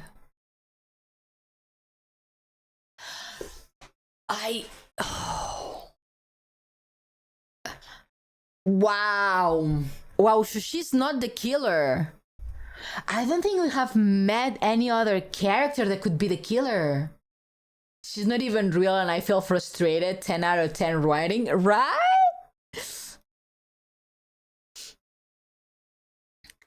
We threw, I can. Give it to me. Salary, welcome me. Thank you for your patronage. Darklusia_OT just resubscribed for 5 months. Objection. Thank you so much, Lucia. Thank you for the 5 months already. Oh my god. Thank you so much. Objection. Yeah, Lucia is too nice with the tier 3. She's way too nice. Oh, I am too late. Yes, Poopy. Just a tiny bit late. Just a tiny bit. Tiny, just a bit. Hamster.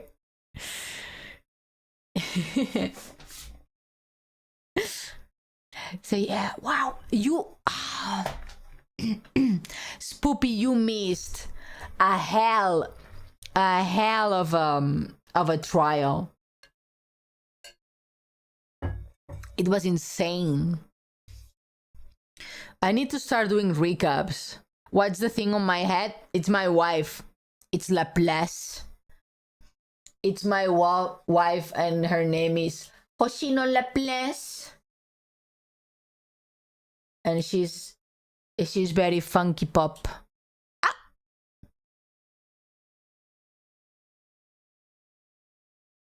She's just a baby. Yeah, she's my baby. I got tomato by 1. Betrayal. Utter betrayal. No, one just wanted betrayal. Wanted true betrayal. Talking about that, is she on today? It's my Hoshino Laplace. No, she's not on. Oh, very sad. No Hoshino Laplace today, sadly.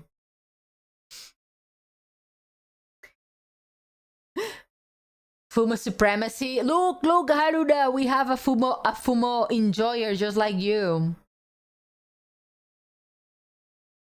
Ione plush then. I want to make one myself. Lately, I've been really into Oshinui. Like Oshi as in your Oshi, your favorite character, and Nui as Nuigurumi. So I was thinking on doing an Oshinui of myself. With embroidery face and all of that. I think that would be cute. Yes. Nuigurumi, no, Nuigurumi, yes. Let me show you the time I'm talking about. Oshinui. They are super cute, but I'm not very good at embroidery. I haven't embroidered like in a long time. I forgot a lot of stuff. I need to relearn a lot of it. There are people who make them so cute. This person, I love this person plushies. They are so cute. The faces, I swear, the faces they make are so cute. And they put the templates of the body for free. Like, God bless. I hope your pillow is always cold, that your wallet is always full. Let me show you. They made this one. Wow, dude, that's huge. Go man, everybody. This is the scuff. They make this, and I find it super cute. They make a lot of Nijisanji nuigurumis. I think they are super cute.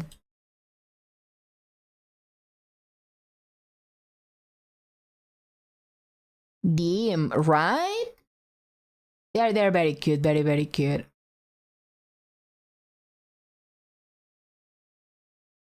I've gone for a few months. Are you still killing it? Thank you. I don't know if you it comes time instead of Echo. Thank you, Echo. Be grinding and working. Yeah, so I was thinking that maybe one of the things that we do when I get to 1K is my brother,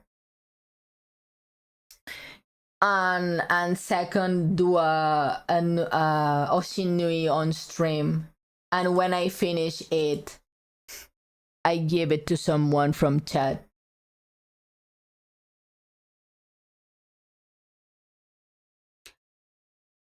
Have your brother run the stream? Yes. So my brother used to be on my stream a lot in the beginning when I started streaming, and by the beginning I mean 6 to 7 months ago when I started streaming. Wow, it's been already 7 months. Insane. So some of the chat were like, oh, when is your brother coming back? How is he doing, and all of that. He's been super busy with work. So I told him, hey, chat wants to see you. You haven't been dropping by and all of that. And he said, well, when you get to 1K followers, we will stream together. And I'm like, okay.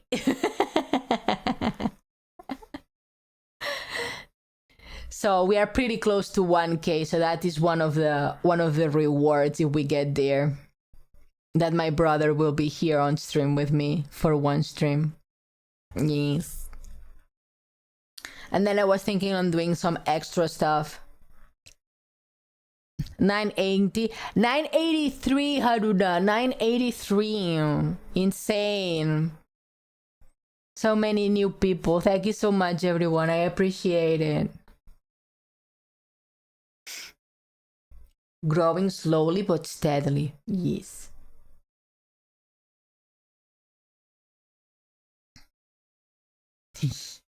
So yeah. So tiny things that we will be working on. Slowly. And then I have to prepare for the Halloween streams. So that's another thing that we need to work on. The flash pit. By the way, what about the wheel? This wheel you talking about? We should roll the wheel. Thank you so much for the follow. Thank you. Thank you, Katya. Welcome in. Hope you enjoyed the emotes. I cannot use emotes yet on the red website. It hates me. I appreciate it. Thank you so much. Let's see. Let's roll the roulette, I guess.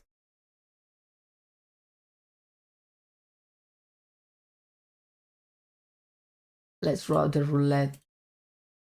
Wheel open. Spin. Spin. Oh! ASMR. Okay, we will end the stream in ASMR, everyone.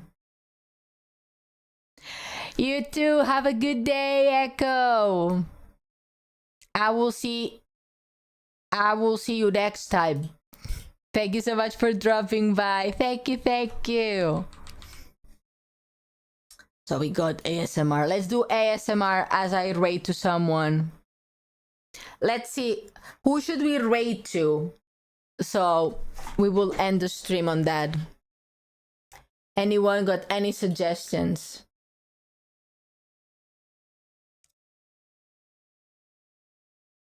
Ai-chan just got on. Oh, beautiful. Then let's do Ai-chan.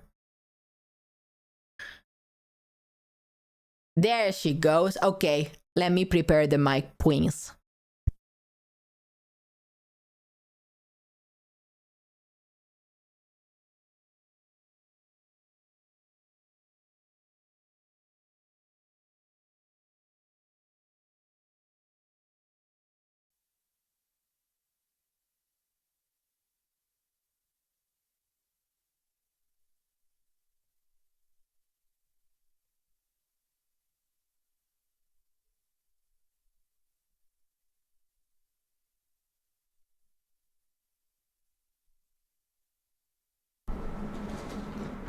Hello. Oh, wow. Hi, everyone. Hello. Let's read Ai-chan.